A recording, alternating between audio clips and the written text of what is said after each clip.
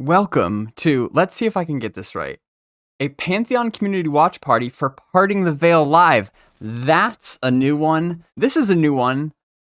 So glad you could be here. Thank you for joining me on this Friday. And this is the second stream we've done this week. It hasn't been that long since we've all hung out. Feels good to be doing some more regular, more frequent Twitch streams. I've been, trying to kind of move in that direction for a while now.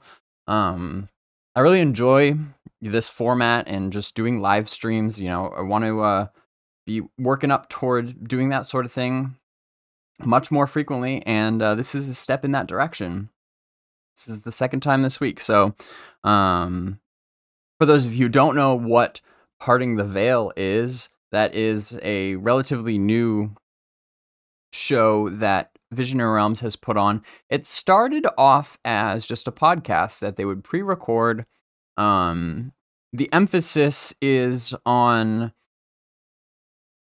design philosophy, with a particular emphasis on the design documents that they have set in stone, and they have, been fleshing out for a long time and are now ratified, and they're confident that this is how they are going to move forward with it.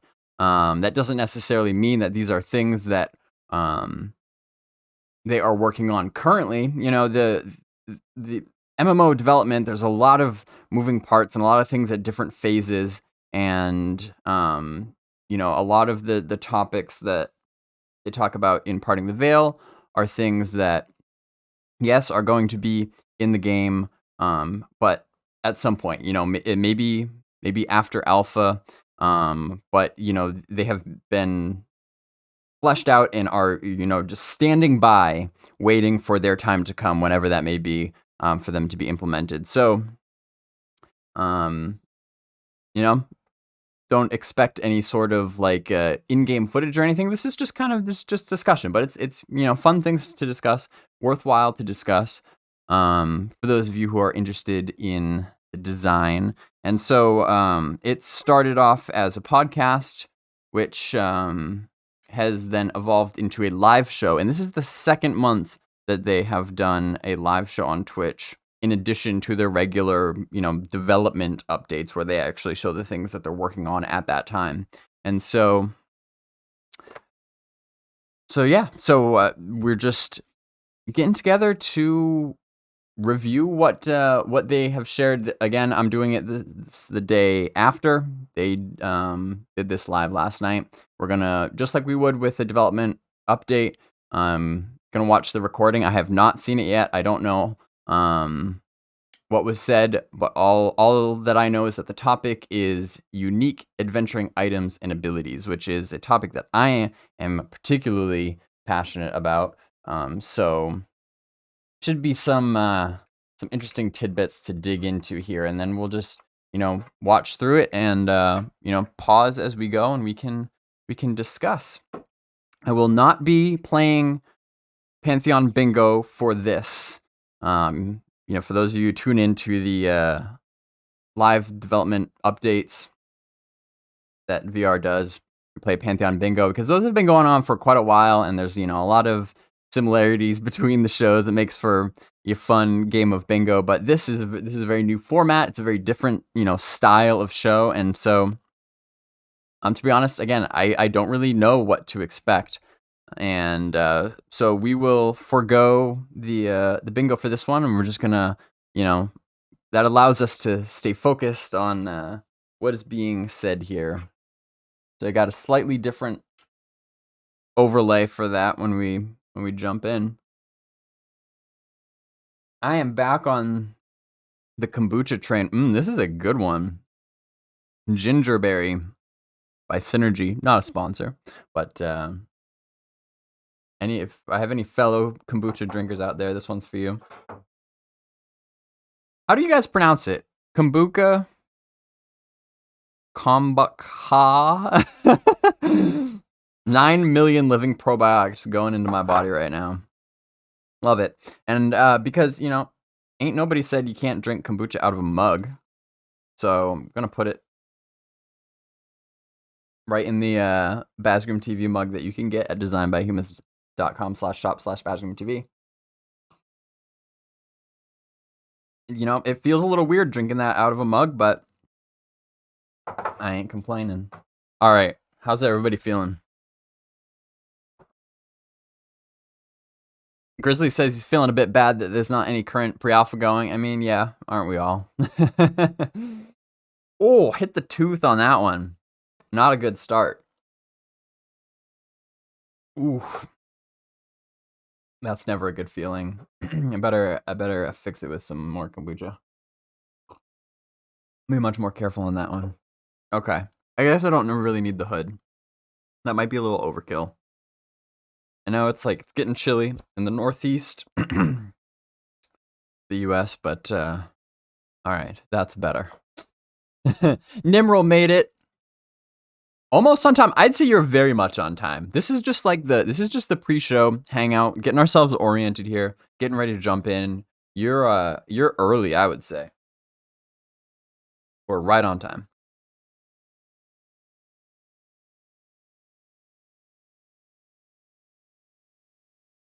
Nimrel says J-Boots best be confirmed.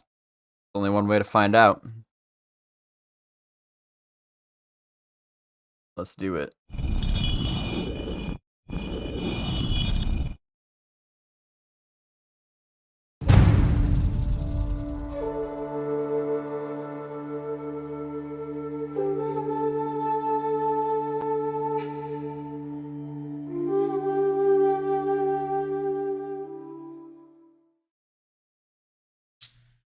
Good evening, everybody, and welcome to our second episode of Parting the Veil Live. It's very like I'm your host, Minus, and as always, I am that. joined by Pantheon's creative director, Chris, and as everybody knows him, Joppa Perkins.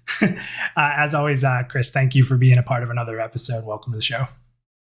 Welcome, everyone, and thanks, Tony. It's good to be back here for episode 2. Awesome.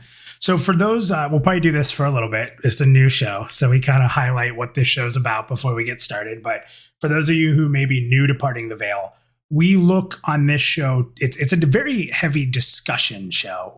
We discuss various design elements and try to provide clarity and on their direction and sort of why it's important to the development of Pantheon Rise of the Fallen. So last month, our taming system was revealed.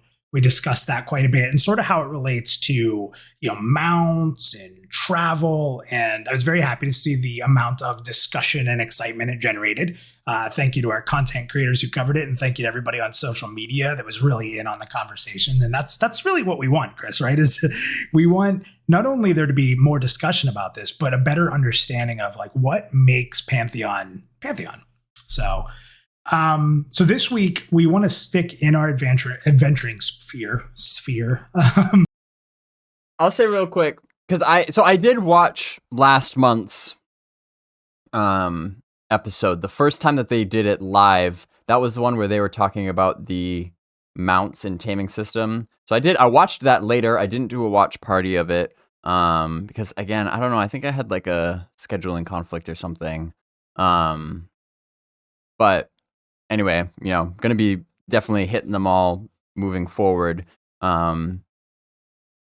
Just right off the bat, though, my overall impression, and this is just a production style preference, I guess. With particularly the background, like the way that they have this laid out for a discussion stream, the way it's presented, looks fine. Ideally, I would like some sort of imagery in the background that evokes like the parting of the veil, in Pantheon, however that's interpreted in Pantheon. Have it like, the shot is beautiful with the you get a little bit, you can see the wind like blowing the leaves and the trees and the shadows on the ground with the grass and this mining node. Like that looks good, but it's just like it doesn't feel like a parting of the veil. It seems like they're going to be talking about crafting or harvesting or something like that. Anyway, just very minor thing, but just figured I'd point that out real quick. A little bit more and talk about how unique items and abilities are going to influence travel through Terminus. But before we do, however, I did want to take one final moment, Chris, to kind of close the book on last week's discussion. So is there anything that you've seen? Thorndeep says something like peering into the mist. Yeah, I mean, that would definitely be better. Like, and they've got all this sorts of screenshots now that they've even already released of, the weather effects in the fog and the mist. It's something that might be kind of more like evocative. And they may also, just in case they're watching, it may also serve them well to have like the topic just posted in text along the bottom on the screen at all times.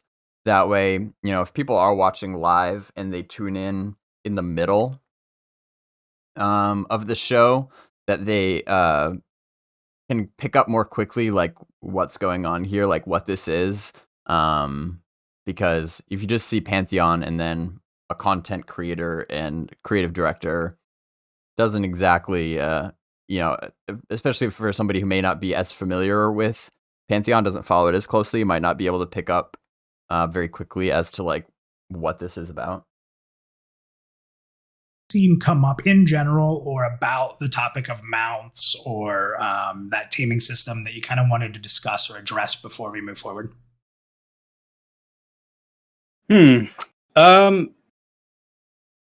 No, I don't think so, because for one thing, the discussion has been really good, and some of the things that we intentionally left, there wasn't much. I mean, we did go really, really deep on that one, but some of the things we intentionally left vague, I would put either in the category of we want them to stay that way for the sake of there being some freshness and things to kind of discover about the system when it's experienced.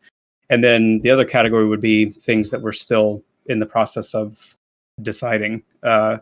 And so I think beyond that, the discussion has been fantastic.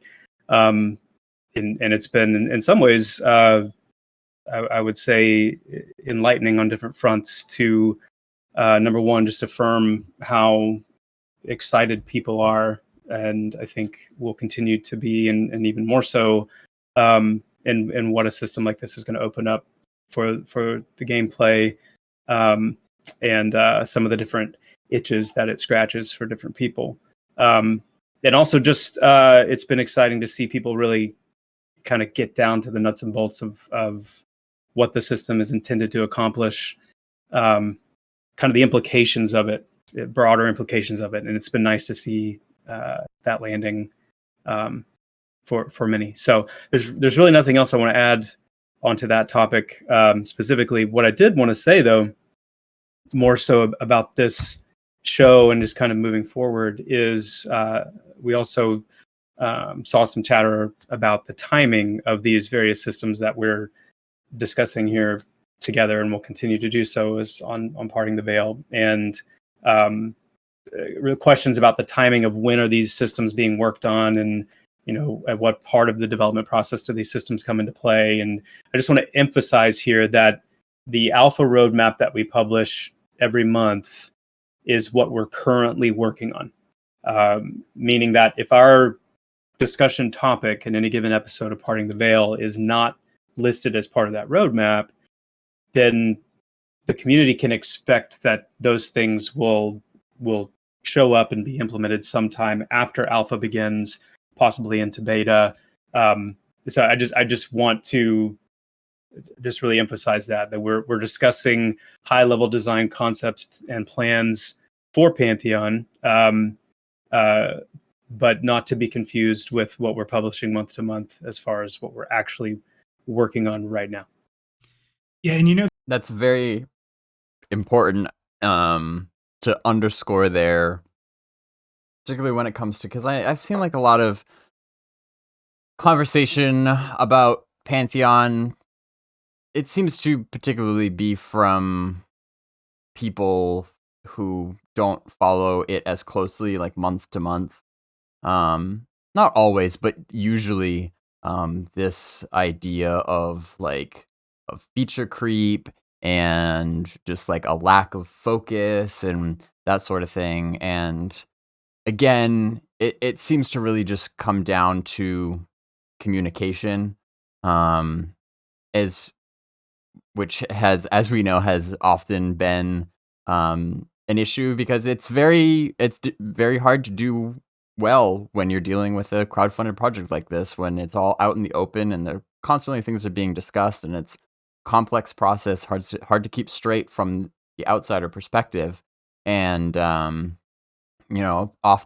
that means, things may appear differently than they actually are. And it seems, though, that particularly since Joppa has taken on the role of creative and programming producer, like, their production has actually been very focused, focused on reaching alpha, and it's so the actual, I haven't seen any evidence of them actually just, coming out with these things that they've been working on that are just out of nowhere, or tacking things on that could be actual feature creep. So the production, if you actually track it, is seems to be pretty linear. It's the communication that that is lacking, and then that can kind of like give the impression of feature creep when they start to discuss things like that. So again, I just wanted to kind of highlight there that, and I'm glad that they put that right up front here on this episode, so that as we move forward, we can just kind of keep that in mind. The other thing I would jump on real quick, if you don't mind here, Chris, is, we discussed sort of feature creep last time, right? And that these things are fundamental elements of Pantheon that we're discussing. And I think that's a great point. I got ahead of him. Up with, just because we're talking about something doesn't mean it's going to jump in and delay alpha or what we're doing to drive to alpha. That's super important. But I think the other thing that I've seen a lot of discussion about is we have all the people who say, we'll just put it out in this state. People want to play it, blah, blah, blah, blah, right? All that stuff. Like, just put. The end of the day, the reason we care so much about what we're designing in Pantheon, why these systems that are in tune with what Pantheon is important, is because there's plenty of MMORPGs out there to play that are just get in, kill, and go, and skip through stuff. What we want to do to make Pantheon different is these systems are what make this game unique, what make this game have that sense of adventure. And cutting short on that and these designs that have been part of the theory would mean cutting back on what we all want, including the community, out of Pantheon when it releases, right? And if that takes a little bit longer, which we don't, we want it to be out today if we could. But if it takes a little bit longer, we're not going to sacrifice the heart and core of what this game's going to be. So it's that balancing act of, continuing to drive the game, continuing to have great hires like we have, but knowing that, at the end of the day, when Pantheon releases, it has a core value that we have to put out there that's important to us, right? Yeah, I mean, that can't be overstated. It's easy when you're waiting to want it to be now, and just give it to me now in whatever state it's in now, because I don't want to keep waiting. But that event horizon, if you will, when you cross that line, I think the reality is the more complete the game is, the more fully its intended shape and form and experience, the better that moment is going to be. Could it, if it comes sooner, it's there sooner, you can play it, but it's not going to last. It's not going to live. This game needs to live. It needs to last. It needs to be able to breathe, and its blood needs to be able to flow. So we have to make sure, not that it's perfect, and not that there won't be, things that are scoped in a way to have a footprint and a foundation initially, and then, grow and bloom post-launch. But it's very important that we put the game into people's hands when it's ready to be experienced. That's so key. So key. Thank you. And I think that is a great segue into like what this show is all about and giving people a feel of what's coming and what the design is all about for this game and why we believe Pantheon is going to be different, stand on its own, and get our fans and those who give it a shot excited to be in Terminus, right? So awesome. Well, Chris, thank you for that little bit of intro there and painting a picture for everybody. So why don't we get into this episode here? So this show is obviously very highly community based, everybody. So we take questions. So you'll hear some questions from different people that pop up from our various social media. We'll give you a shout out during the show, so you'll see that. So every month, look for us to post when the calendar comes out a little bit after. We post on our social media and we leave it up for a while for you to ask questions, and we take the best questions that we answer. So everybody who's watching this right now or watching it on demand, you can submit questions and be a part of this show, which is awesome. So Chris, let's get right into this topic. So let's go high level. Why do you think having unique items that aid in travel or adventuring is important? And where did this sort of manifest from when we initially started doing the design docs around this particular sphere of adventuring? Well, you know what? I'm going to throw a curveball here, and because I just thought of one more thing about the previous topic that I want to say really quick. On the topic of scope creep and things like that. It's just a small point, but I think it's important to make. Backing it up. A lot of times, it seems to me, in game development, from the perspective of watching it happen, like our community and the greater community would be watching Pantheon's development. You'll hear us mention a system or a mechanic, and I think the natural thought is anytime a system or a mechanic is mentioned, the thought is that it needs to be built like in an isolated standalone sense from the ground up. And the point I want to make is a lot of the mechanics and the systems that we're going to be discussing in Parting the Veil and just kind of, shining a little bit more of a light on, even if it's the first time that someone maybe is hearing about it or hearing about it in the detail of how all the, the different mechanics are going to work, doesn't mean that we haven't already accounted for that in the way that the foundational aspects of the game, the code, the various systems have already been developed. And I'll give you an example.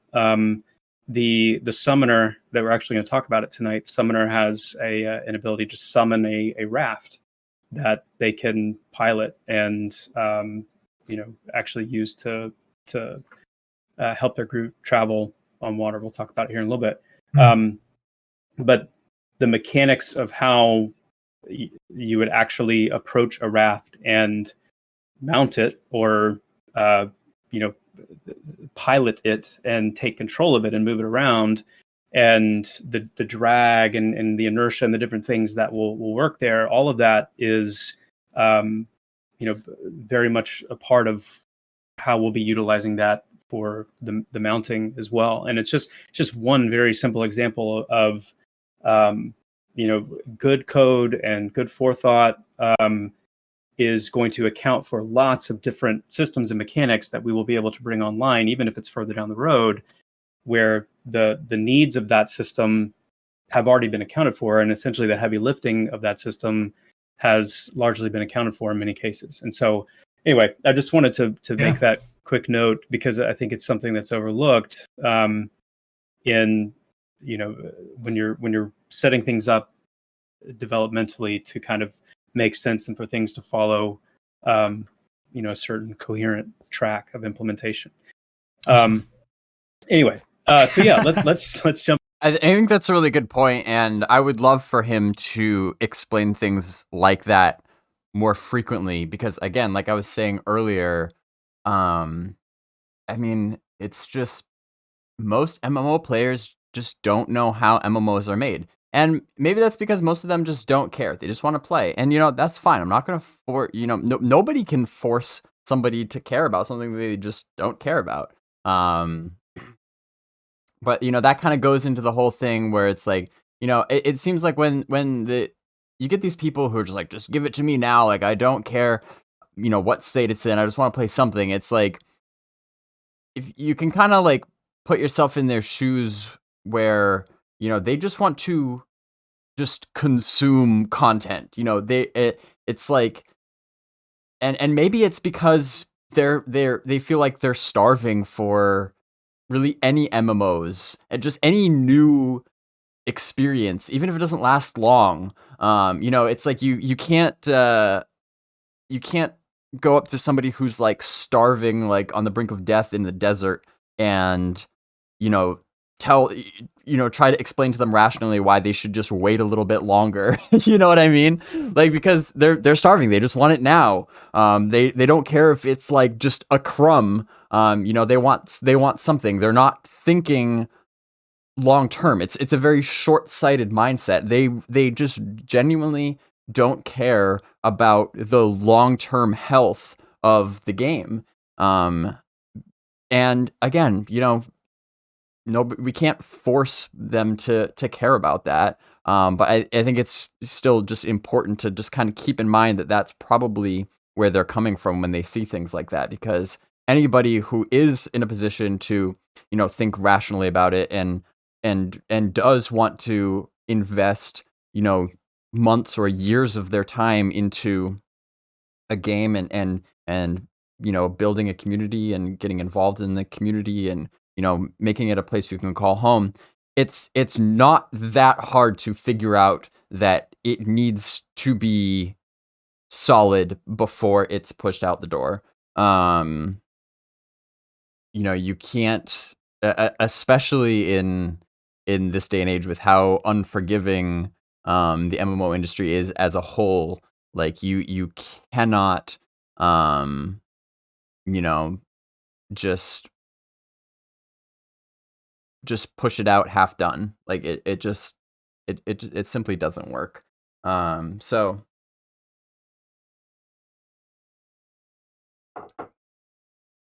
yeah, again, people might play it for like a couple weeks or something and then get tired of it and then just dismiss it and move on, to engulfing whatever the next project is. So yeah, definitely some things to keep in mind there.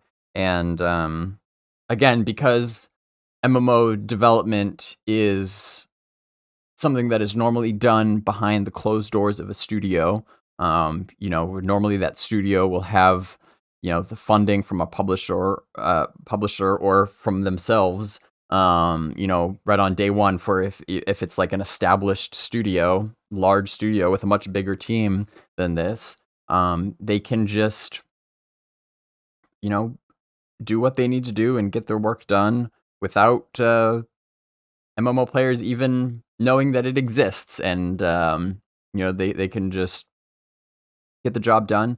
And that's how it has worked for many years for the most part. And so it's still, it's conveying complex topics such as MMO development, where you are building an entire world and everything that is involved in that, conveying topics like that clearly to large amounts of people. Like, I don't know how many millions of MMO players there are out there. That takes it will take a long time before it is like kind of just generally understood. And who knows, maybe we'll never get there. But this whole like kind of open development thing is, has really only been going on in the past 10 years at most. Pantheon was kind of one of the first ones in 2014 when it was first announced. It was one of the first really kind of like Kickstarter MMOs.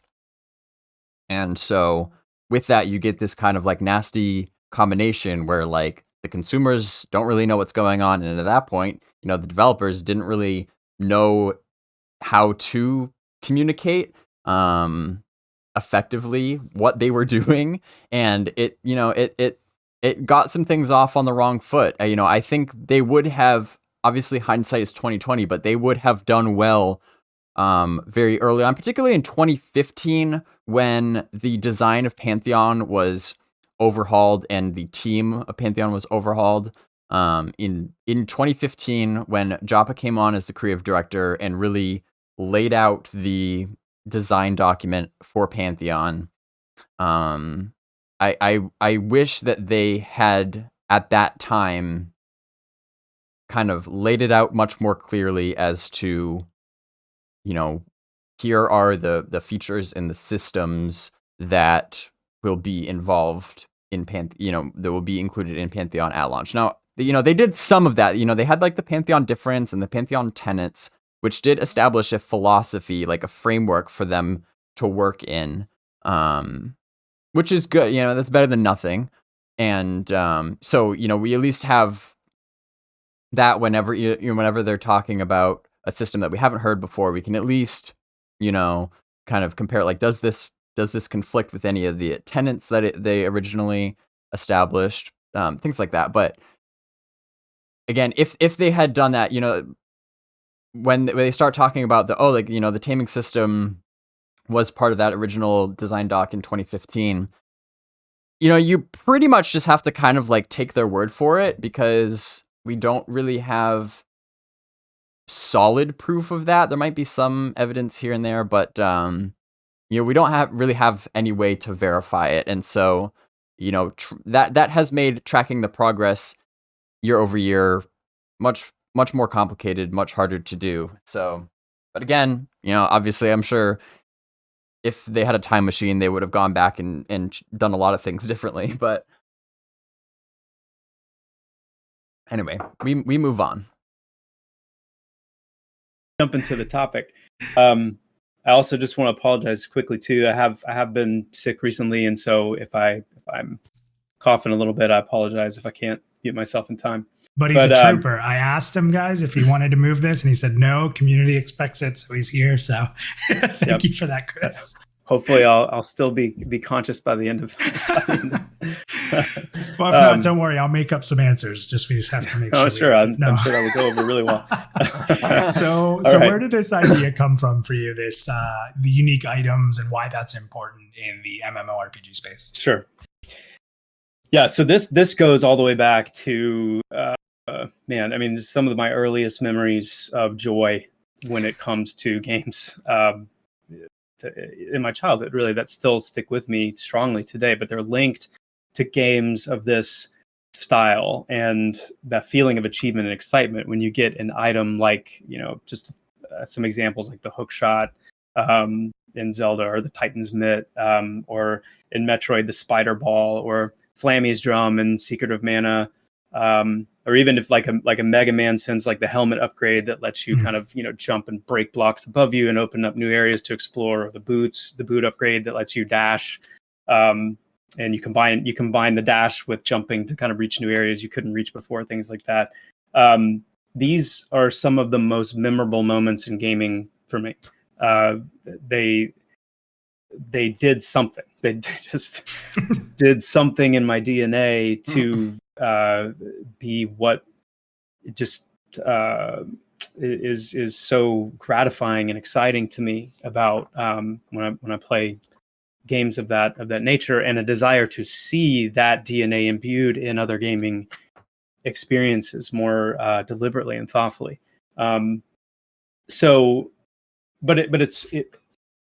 It's those memories of those specific items, and it's that combined with the gratification of acquiring those items, and then the implication of what now I can then do. And so the now what therefore question, the major dramatic question in gaming of like, okay, so what now therefore am I, why do I have this item now what can I do? yeah. And the more the difference between an MMO like Pantheon and something like a Mega Man or a Metroid is that those games obviously contained linear single player experiences. What happens when you take those kinds of elements and you imbue that into a larger open non-linear world that's socially charged with player creativity? And that's really kind of the miasma that I want to see Pantheon kind of be birthed in, is that what happens when you bring that kind of player sovereignty and player creativity to an experience that's centralized on exploration and discovery and adventure, and then provide various different tools to unlock that for players as they see fit. It's awesome. I love it. I love it. So let's jump into some items. I mean, I'm going to go hot and heavy right off the bat here, if you don't mind. Now, if you followed Pantheon for a while, there have been items mentioned in newsletters in the past, or maybe Joppa, you just randomly said something and we just went right past it without a lot of detail. So there's a few items I'm going to ask you right about. I'd love you to give us a little bit about it. And if it has any cool lore you want to share, or anything you want to share. I know we don't want to ruin a lot, but whatever you want to tell us. So let's start. There is an item called the Crown of Illumination. What can you tell us about this item? So not all darkness is created equal in Pantheon. And as the great philosopher SpongeBob once said, this is advanced darkness. This is not just darkness. This is advanced darkness. This is the kind of darkness that goes beyond nighttime. It goes beyond even subterranean darkness, where a torch or a lantern belt or a mage light spell from a wizard would be enough to illuminate your surroundings. This is meant for, this is an oppressive, unnatural darkness that will be found emanating from certain fractures specifically. Remember, fractures are these locations that can appear in the game world that are connected to unnatural phenomenon, things that are very strange, unexpected, and require specific things to be able to deal with, mitigate, or navigate effectively.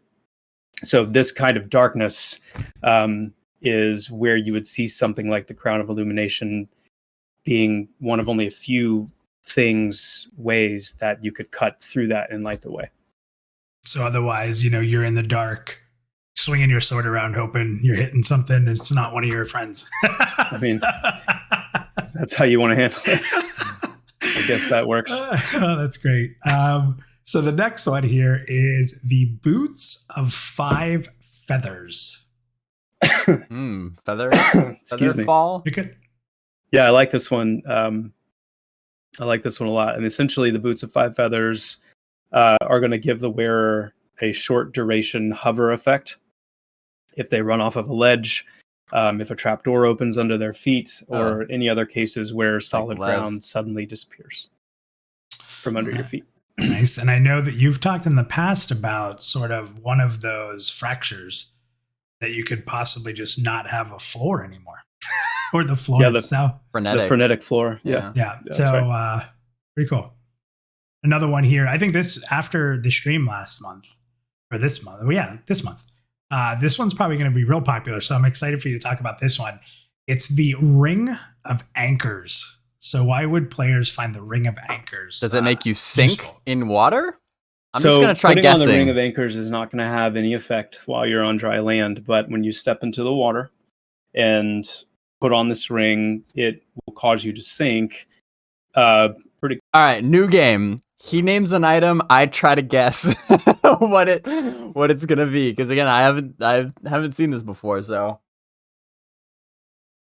I will try to predict based solely on the name what the effect is. So far, I think I'm doing pretty good.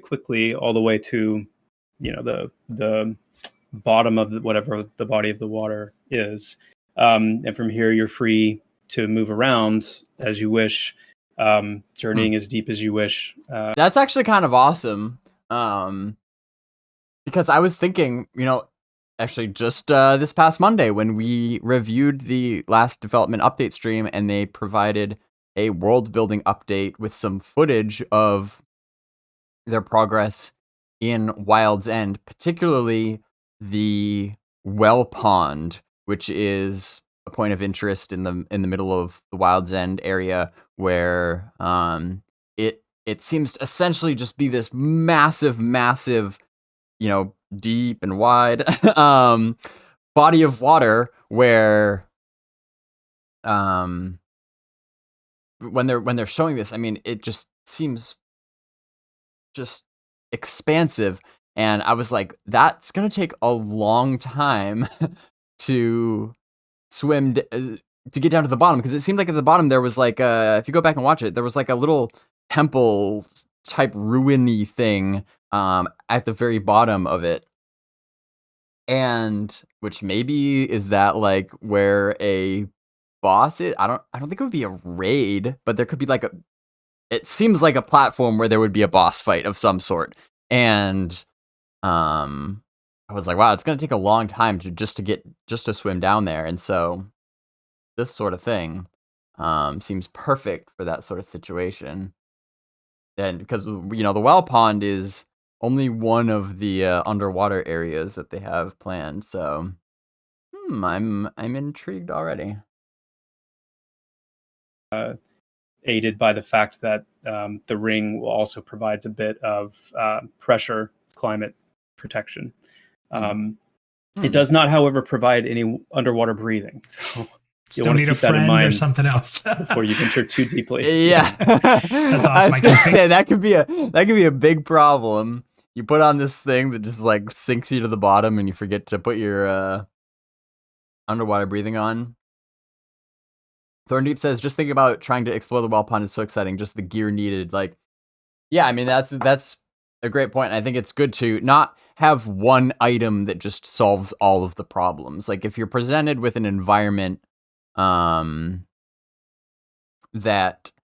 has, several obstacles, we'll just call them, and, or you can kind of think of it as not a literal lock, but kind of, a soft lock, a theoretical lock, something that is preventing you from being able to explore that area freely. And if there's different, let's call them locks like that, where you've got being underwater, which involves needing to breathe underwater or you die, and then you've got the pressure climate.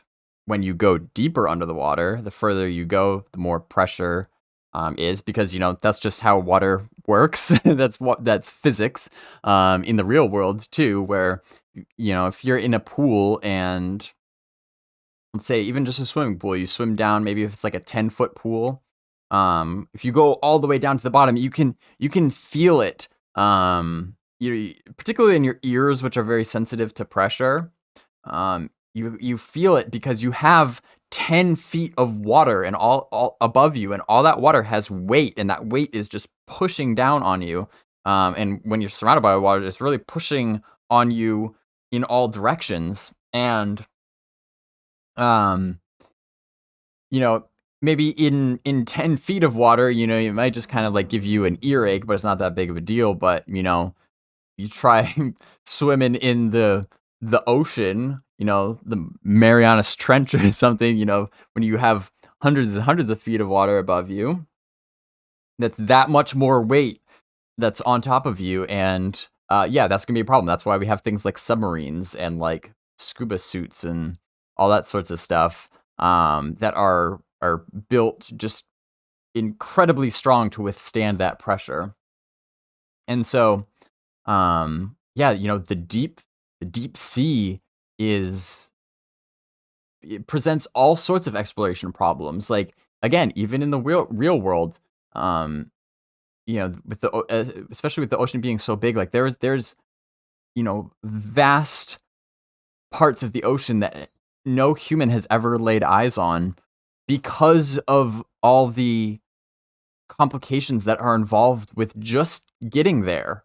Let alone whatever creatures may lie down there. But even just getting somebody down there it requires all sorts of equipment and planning and preparation. And that's awesome. When you do make a discovery, again, I'm talking even in the real world right now, like when somebody makes a discovery of like some animal that's never been seen before by humans because it only lives at the very bottom of the ocean,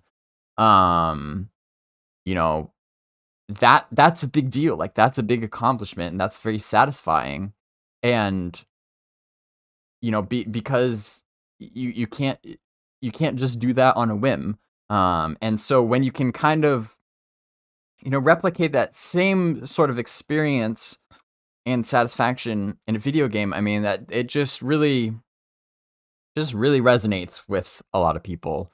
So having things like deep water that present all sorts of problems with even just getting to them,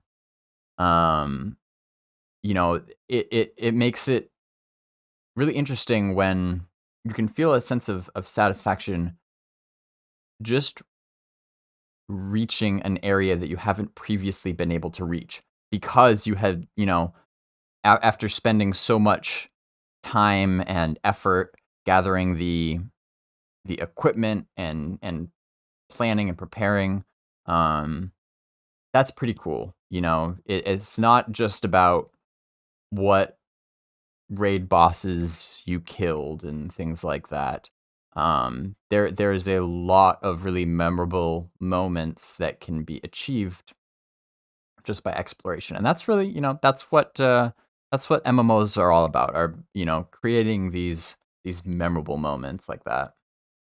Think about using this in the well pond. We saw how deep that goes down and the different ledges and paths all over it to explore. So being able to literally jump onto these different ledges and explore into the caverns, that sounds exciting. A little bit of tie-in there. Next up,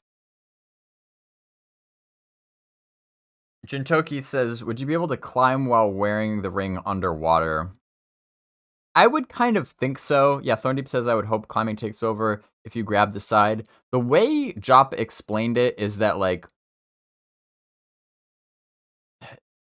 once you're at the bottom, it allows you to move freely, as he put it.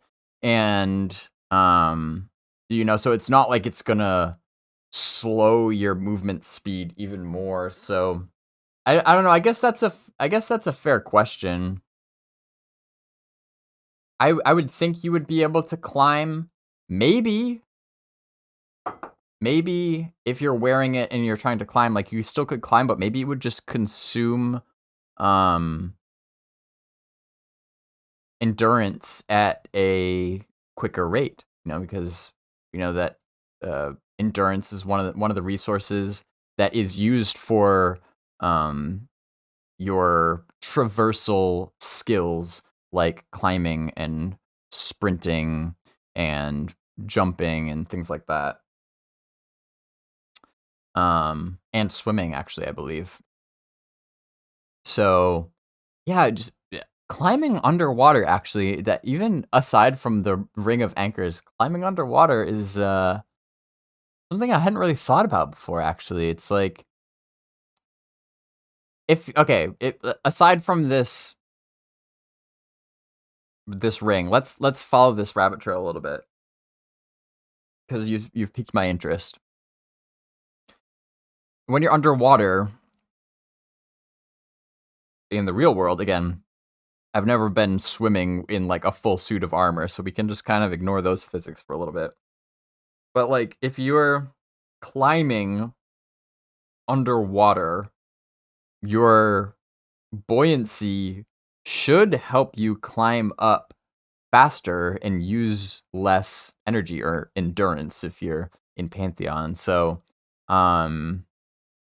those are the sort of things where it's like, it is a very minor thing, but if they have that degree of attention to detail, those little refinements like that, that's how you've got something special, when like they thought about that and they cared enough to make that the case. Like, those are the sort of things where those are the sort of things that I pay attention to, because like this really applies to any game. Like, if you come across a game that has put that much thought into the little things like that, then they have put a lot of thought into the big things as well. So yeah, that's kind of interesting. Climbing underwater, I hadn't thought about that. Well, we will see. So this one is called the Shield of Mirrors. All I'm going to say about the Shield of Mirrors is that it will likely be necessary for reflecting certain effects. I will leave it at that.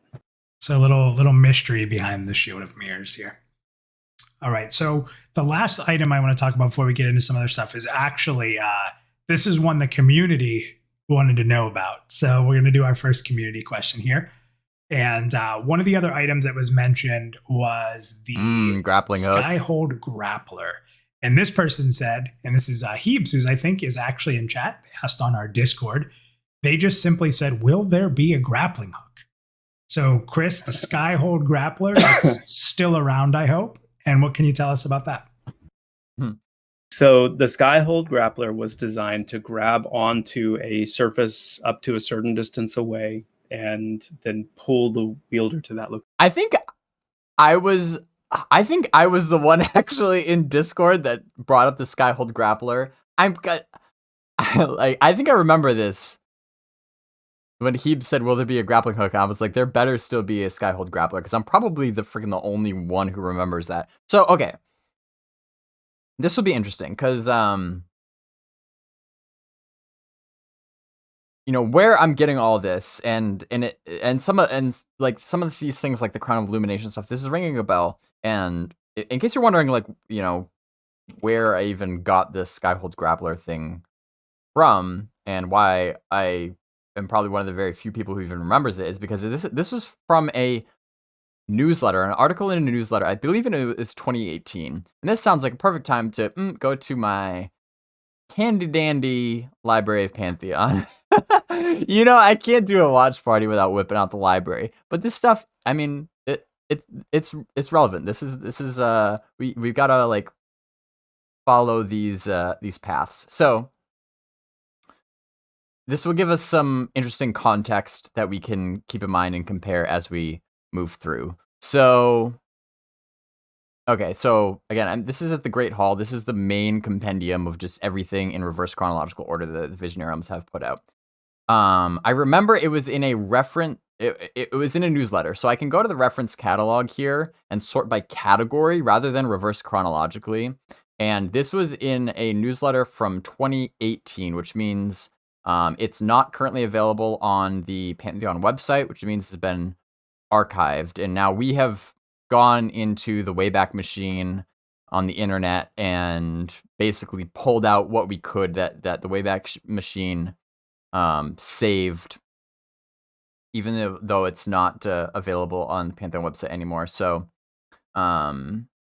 this was a article. It was about what they at the time they were called atmospheres, but they've been since renamed to fractures. And so I can do a search for fracture, and if I skip through,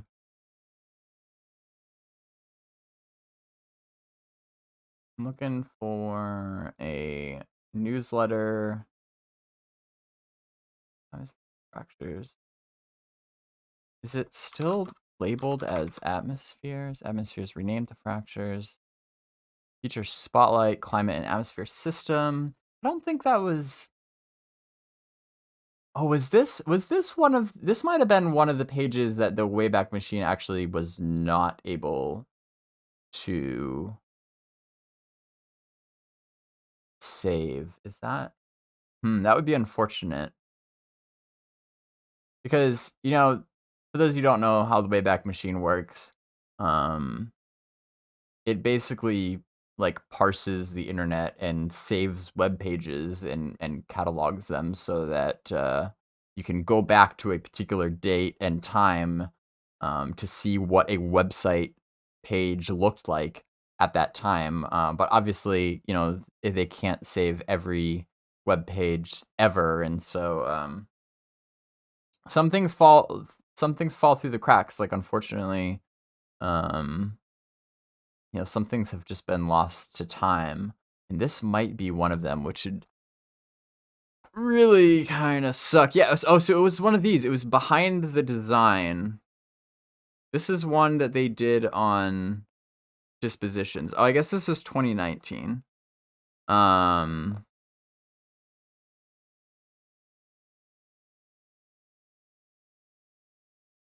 So if we go, if we click on it, for example,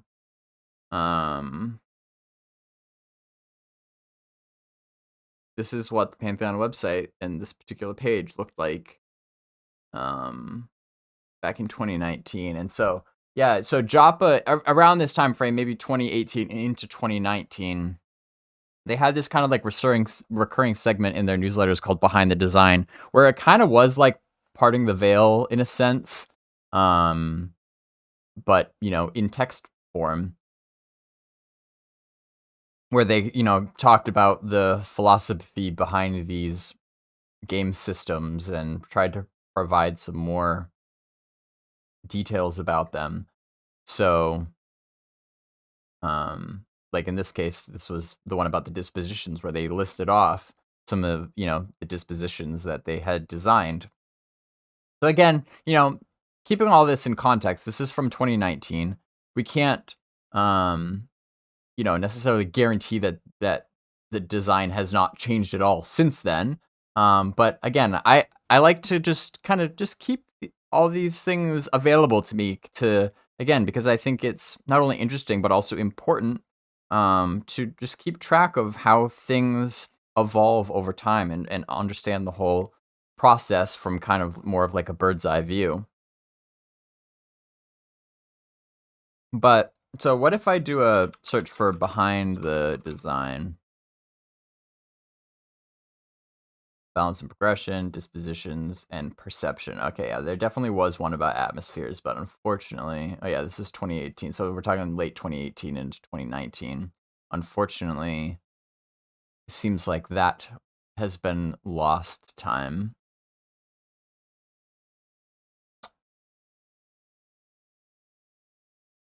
I just wanna double check here, and maybe possible I missed something.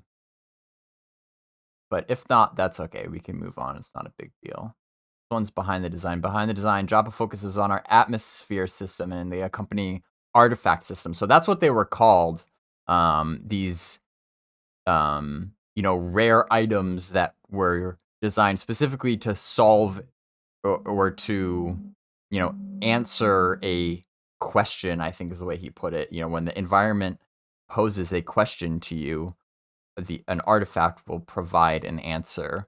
So, you know, and that's when he was talking about things like the frenetic floor, where it's a, you know, it's a floor that sometimes it's solid, sometimes it's not.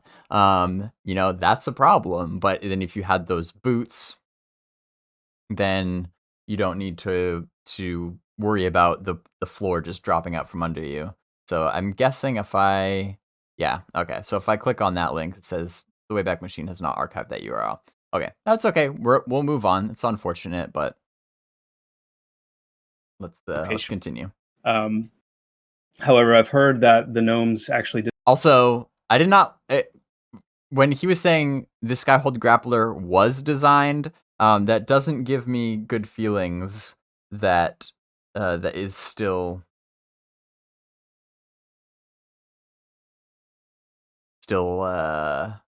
planned. Kind of a little worrying way to word that, because it's just okay.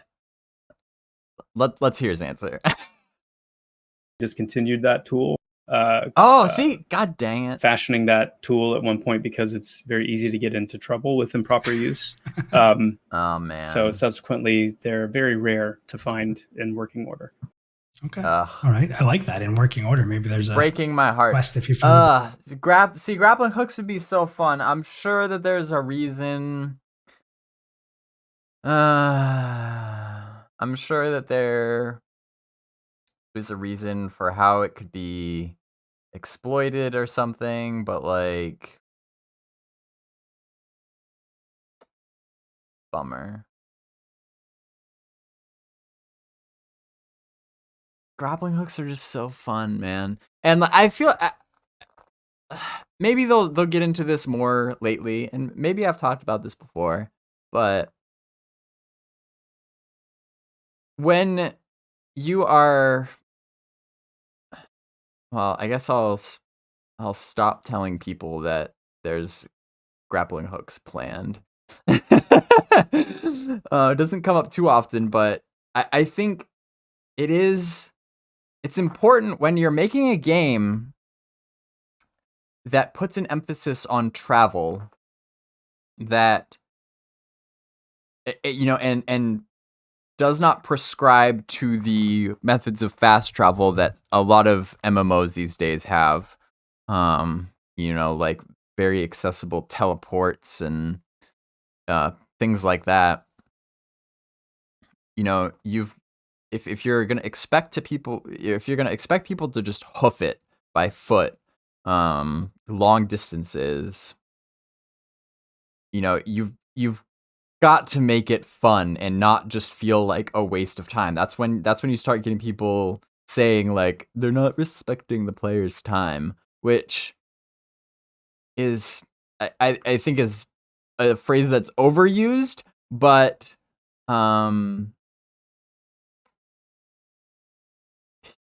if travel is boring, even if it does, make it satisfying when you finally get to your destination, you want it to be more than just like, oh, finally, like I made it, like, yeah, I'm glad I'm here because I don't have to do that again. But it's like, the travel needs to be engaging in such a way that you don't even have time to think. You don't even have time to contemplate whether or not the game is respecting your time, because if you're doing things along the way, it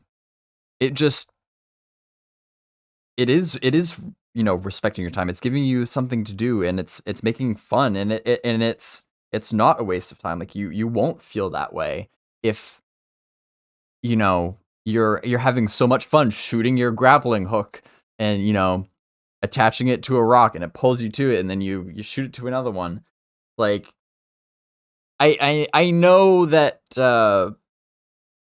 VR knows that, because they've said that often, that whether it be having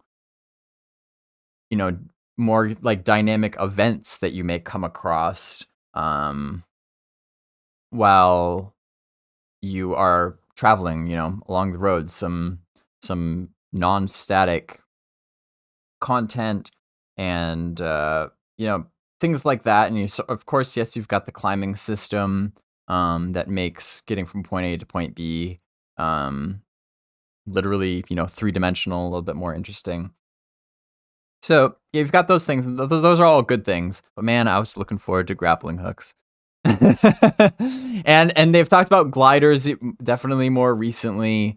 If you do get to a higher point, you might climb up to like a hilltop, or I was in the Outer Banks recently in North Carolina, and there were some people hang gliding from some of the sand dunes down there, which looked a lot of fun. And maybe next time I go down there, I'll try it, because it seems like a fun way of getting around. And so I'm glad that they'll have gliders, because it's not flying mounts. Like you can't propel yourself upward with just a glider. Like you have to put in the effort to get up to a high point and then glide down.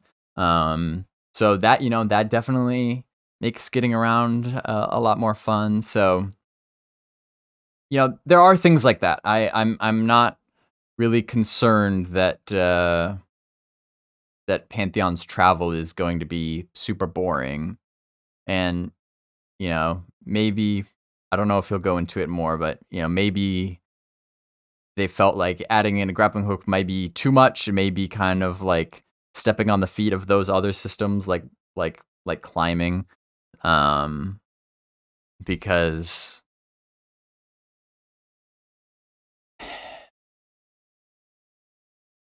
it would almost kind of like, is that kind of like flying, where if you're on the ground and you can shoot a grappling hook up, and yeah, you have to attach it to something, but it pulls you upward pretty safely, and you gain elevation quickly and safely like that. I don't know, maybe it'd be a little OP. At the same time, you could very well put limitations on it and how the range of it and maybe how often it could be used if it needs to be recharged or something like that. I'm like, I don't know.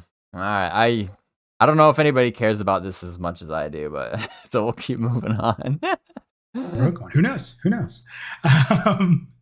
So let's see here.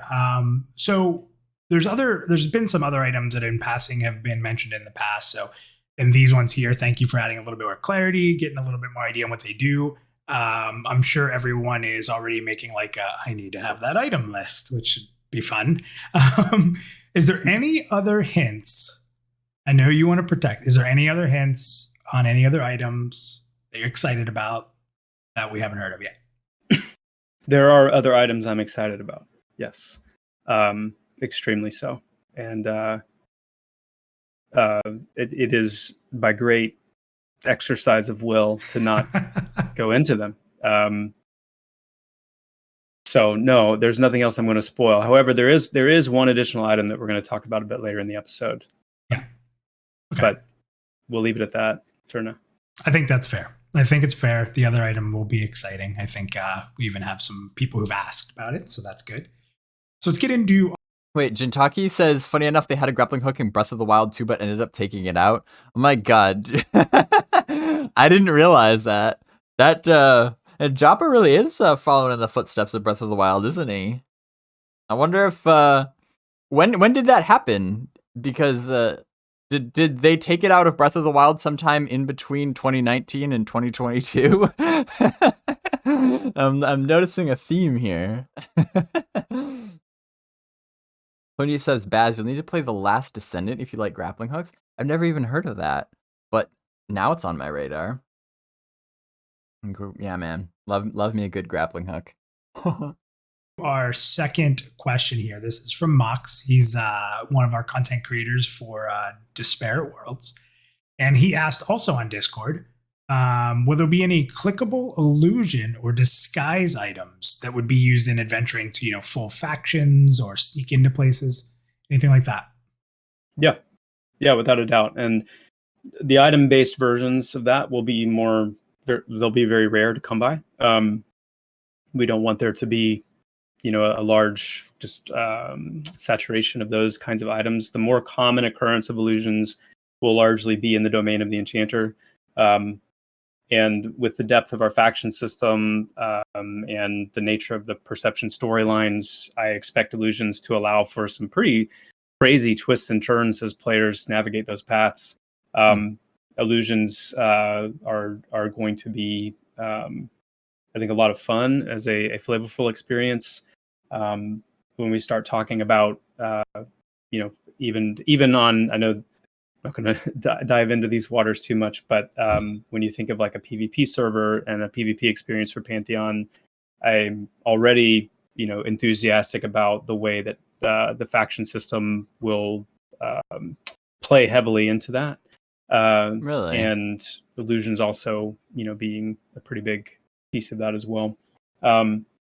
But one of the things that we are excited to get into more detail too is talking about the illusion craft system, essentially, and what enchanters can look forward to, and as far as building that out, and then even being able to share some of their illusion prowess with others. Awesome. I love it. More to come on. That's actually... I mean, I loved that aspect of the enchanter in EQ, and actually, to be honest, like, since I've only more recently kind of got interested in the enchanter in Pantheon, like, I haven't even really considered that aspect of it very much, to be honest, and that just makes me all the more excited for it. So for those of you who don't know what we're talking about, brought up the list of featured abilities here this is right on the Pantheon website right now. And so illusion craft, not to be mistaken with illusion graft, which that is more like a buff grafting an illusion of urgency into an ally's mind, increasing their spell haste. So that's actually like a statistical benefit. Like you are making them feel an illusory sense of urgency. But illusion craft, entrusted with the enchanter's art of illusion crafting, you are able to discover, learn, and use illusion-based abilities. So not a whole lot. I was hoping there'd be more detail about it here. Not a lot of detail. Obviously, being able to discover abilities is just always, I'm always a fan of that.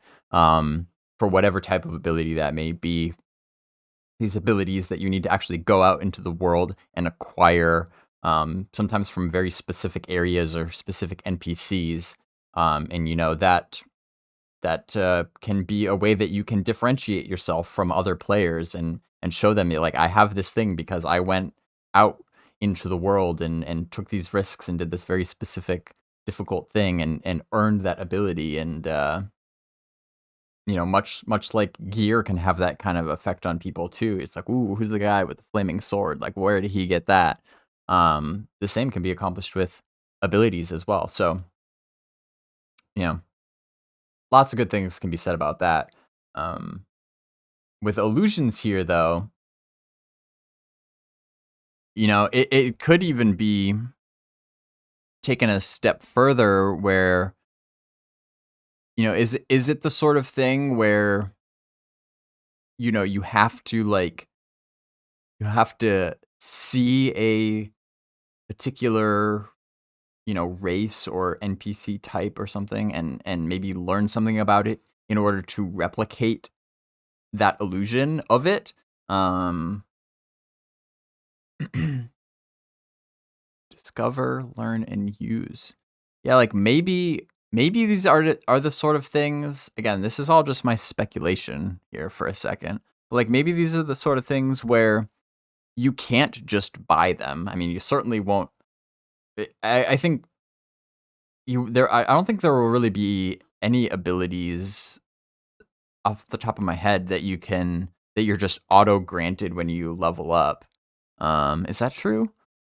I'm pretty sure. If they are, it's certainly very few and far between, and you know, you have to go either buy them or acquire them.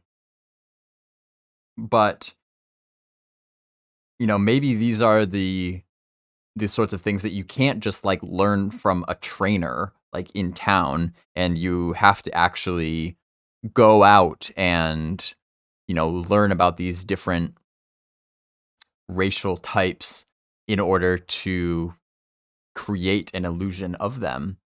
That could that's definitely something, a direction I could see them taking it, and that would be pretty cool. That would be even more of a way that you could show off how much of the world you have been to and explored and invested in. You know, you imagine, especially if those illusions go beyond just cosmetic appearance, and actually, you know, it maybe through the mastery system or something, you can take it beyond an illusion. You actually kind of start to take the form of whatever that thing you are appearing to be. You know, like if it's like a bear and you know, it gives you a little bit of strength or something. I could kind of, you know, imagine a situation like that. But even if it is just a cosmetic appearance thing, you know, that maybe only affects your faction,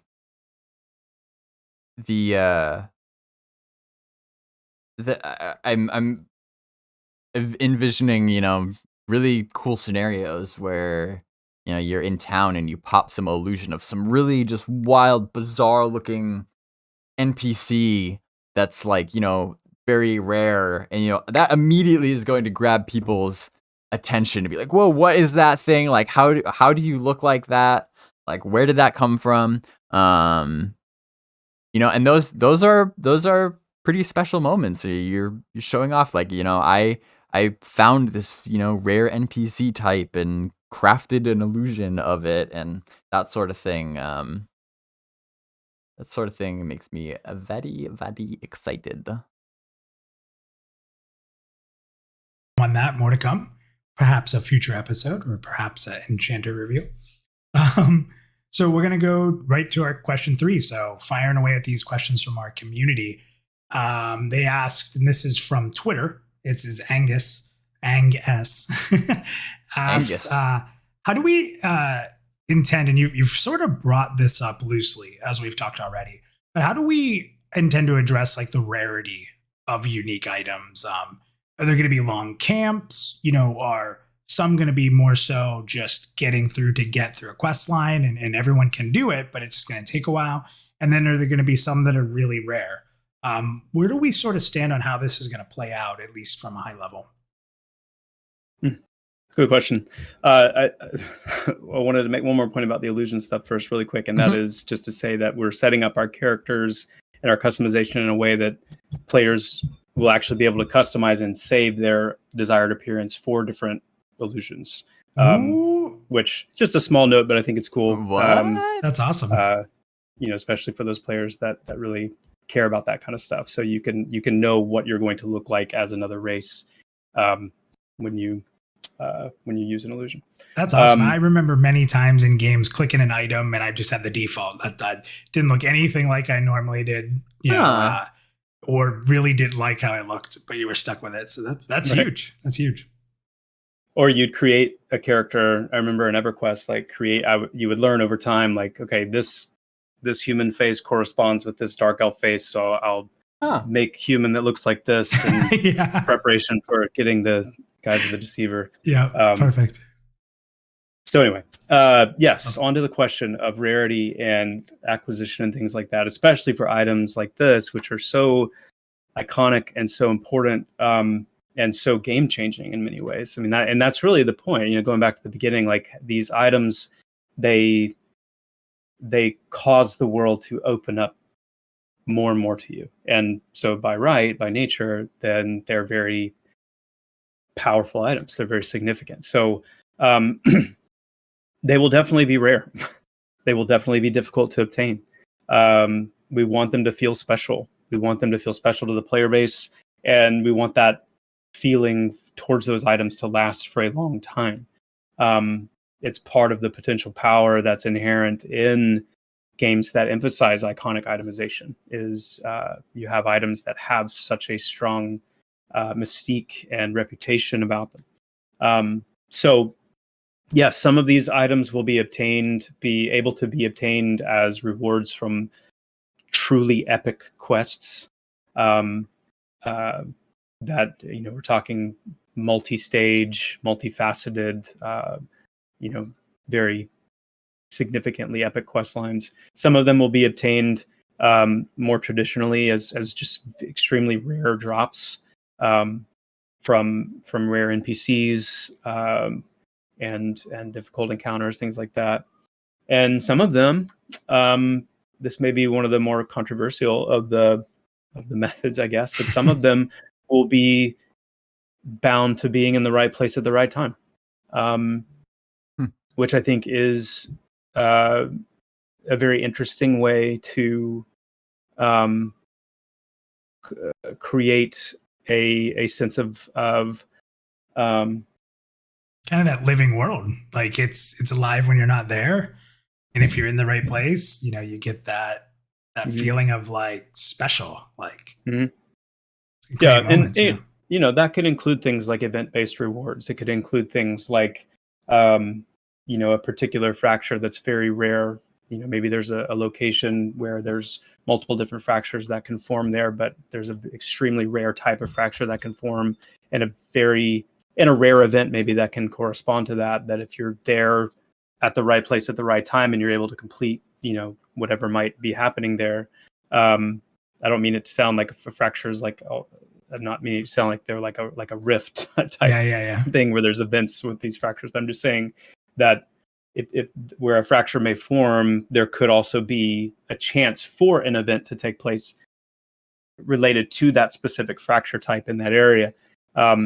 So there's, I'm leaving that a little bit vague on purpose as to what that means, right place, right time. But we're looking for ways and exploring ways to imbue that sense into that particular acquisition method. It's awesome. I love that. Great. That's a good question, Rambo. Rambo Part 6 says, I wonder if most of those rare items would be no drop or not. Like no trade. Yeah, I mean, I think that's a fair question. Last we heard, though, I mean, their general philosophy very much leans heavily toward having as few things no trade as possible, to really try to, facilitate a player-driven economy. Even if it means having some of these items like this, if they are truly rare and truly valuable, they will be expensive. But and yes, that that high level of power can be transferred from character to character, but it can be a lot of fun to be able to get involved in that in that market. So there definitely will be exceptions, though, as they've said, as to some, specifically like the epic quest rewards. So maybe if some of these are, a result of an epic quest, if it is just so like isolatingly powerful, then yeah, they have said, some things like that it would just have to be no trade. But definitely few and far between. So with the ones that they've mentioned so far, yeah, it's possible, but probably pretty unlikely. So let's move on to another topic around it's a similar topic, but around it. For me, one of the reasons I got into rogue 1 in 20,000 drops. I don't know. That seems pretty extreme. You don't want to feel like you get into this treadmill of like, just grind and kill after kill after kill. To get that one item that you like absolutely must have. Like that's just a prison, I think, that we've all been in as MMO players, and it can get pretty crazy with some games, and it's just like, is that really fun? Like, yes, it's rewarding, but again, is it to the point where it's like when you get there, you're just like, oh, finally, like you almost don't even really like care enough at that point to like actually feel like genuine gratification. It's tough. I mean, I don't know. That's a whole nother discussion for another day, though, is like balancing the drop rates and stuff, because yes, you want to make it rare, but not too rare. And, you don't want it to be too far in either end of that spectrum where like everybody has one. I honestly don't know enough of the math as to how to do that properly as far as percent chance goes and stuff. And it depends on the game too. So that is Sacred's realm for sure.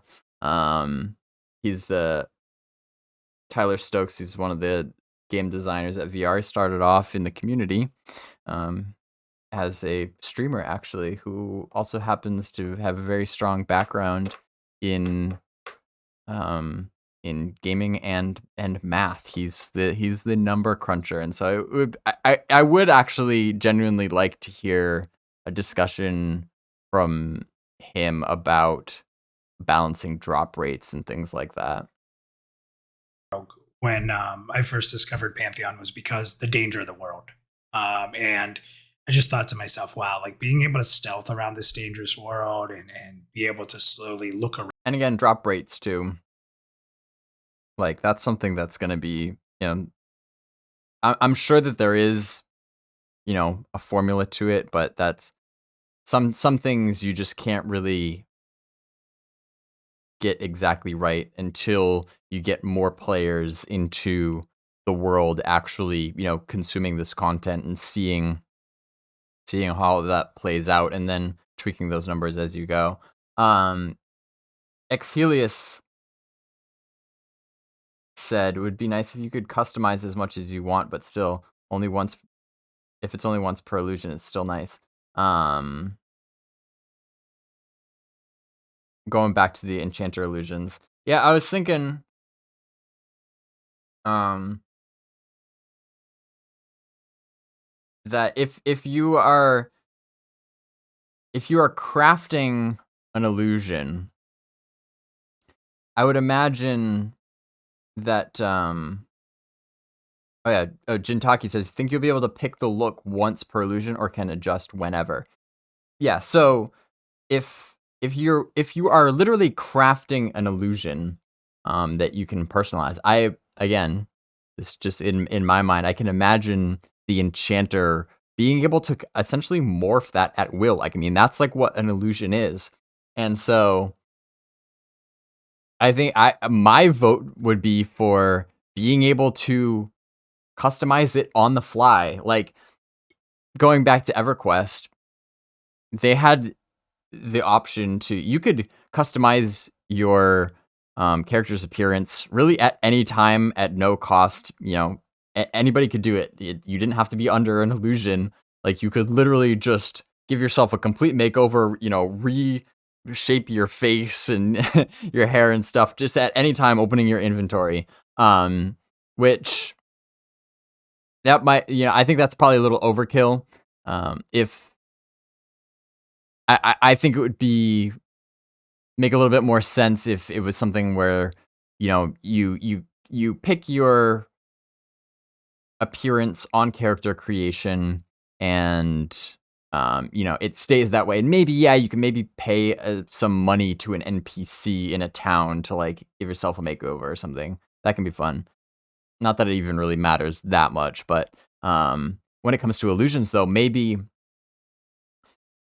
you would then have a button or something that you could click that would bring up a customization menu that you could do at any time while you're under that illusion to customize how that illusion looks and change. Again, I don't know if there's really like a practical application for this other than it's just, you know, role playing and just for fun, just to make you feel like you know, have control over this character. But again, the really kind of like minor details that really just sing when done right. If you think about, like, an enchanter just at will could just be like, you know, just think about like, I want my eyebrows to be longer and my, you know, nose to be shorter. And if it's just an illusion, like, the enchanter can change all that whenever they want. That's what my vote would be for. Around and do that kind of thing. So we've heard of things. Oh, yeah, no, you're right. In EQ, it wasn't at launch. It was later. Also does with adventuring is like the rogue rope. But we also have the druid bridge. You hinted earlier at the summoner raft. And there's a few more things, even things like the warrior ability to potentially break a wall, right? That we've talked about in the past. So can you talk a little bit about these abilities, the ones I've listed, or any that you'd like to talk about, and sort of how this class identity is going to help in traversing the world? Sure. Yeah, I think just talking about the abilities in and of themselves will help do that. So we'll start with the druid, the vine-woven bridge. This is an ability that will allow the druid to form a bridge between 2 points. So the druid will choose a starting point, and based on that starting point, there will be, you know, a graphical depiction telling them, you know, where the secondary point would go in relation to that. Essentially, you know, based on horizontal movement. So it would be like a red bridge if it won't work there, and a green one if it will, kind of thing. And then when they find 2 points that that work, then they can form the bridge between those 2 points. Obviously, it'll need to be within a certain distance from the druid themselves, and will be a certain distance that the bridge can actually cross. Once that bridge forms, the heart of the ability is meant as a gap closer, or a gap crosser, I should say. But uniquely with all of these abilities we're talking about, it's meant to be utilized, or it's able to be utilized socially. It's able to be utilized by more than just the druid. their entire group can obviously walk across the bridge. Anyone else standing around can walk across the bridge for the duration that it exists. So if there's a chasm too wide for you to cross, then bring a druid. It's also can be used as kind of setting up a base climb from a much higher point. So if you think you come to the edge of a cliff and there's a pretty wide gap, and then there's another cliff face across from you, but it actually extends further up. If you were going to try to climb all the way up that from the very base, you wouldn't be able to. But if you can make it up to that higher point, create a bridge, and then start your climb from higher up on the wall, then it's also can be used as a way to pitch climb a little bit, which is all in the wheelhouse of just how we want to see players creatively using some of these things in conjunction with each other. The rogue, we'll talk about the rogue. That's kind of interesting. Yeah, that's another one. Like, it's a good tool when like you just put it in the player's hands and there's a number of different ways that it can be used effectively, and it's up to the players to figure that out. It may not be obvious immediately, because I'm also thinking like the way that he described it made it seem like, let's say you have a chasm that's this big. This big, and maybe the bridge at maximum length, as it's determined by the design, maybe the maximum length of a bridge is just this long. What I would like to know is that if let's say you're standing at the edge of this, cliff of this chasm right here, would you be able to put out a bridge that just has a connection at one end? Probably not, as I'm saying this, because that's not really how bridges work. It would be useful and fun to, like, even if it just doesn't quite reach, but you can still, you put it out there and then kind of almost just use it as like a ramp or like a runway to, like, you run to the edge of the bridge, and it doesn't quite reach the other side, but it's close enough that you can then jump and, like, grab on and climb on the the cliff the other side. That would give it some more utility, but I'm not gonna hold my breath on that one, because that's not really how bridges work. You can't just have it attached at one side and still be solid. Since it's somewhat kind of in the same wheelhouse, but it's the thing with the rogue rope is it's kind of only as helpful as the rogue's own personal climbing skill and abilities, since it's let down from where the rogue is.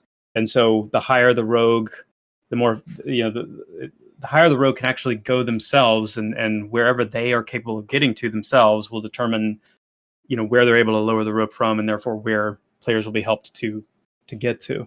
The cool thing about the rope too is we plan for it to also be able to be improved. So over time, you'll be able to drop a longer rope and therefore create like a longer route or potential distance for players to be able to make it up to. And you could ask, well, why don't they just climb up themselves? And that's because climbing with a rope will cost much less endurance than just normal climbing by itself.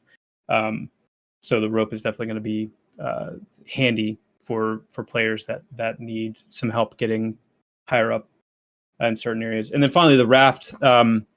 The summoner will be able to summon a raft, which can be piloted by the summoner or another member of their group. It'll be large enough to carry, up to a full group of people at once. It will be limited in use to the summoner's group. And the raft's meant to be used in water that's maybe too dangerous to swim in because of what might be lurking in there. It's also can be used to reach places that are too far to swim. Too far to swim in the sense that you don't have enough swimming skill and other swimming enhancements to make that distance based on, the endurance cost of swimming that duration and so on and so forth. So, but I'm excited about.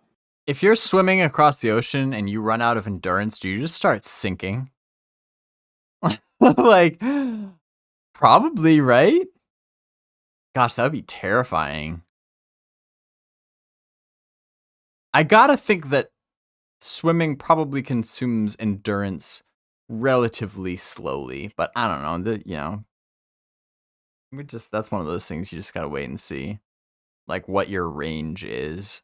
I feel like even a pretty like mediocre swimmer can,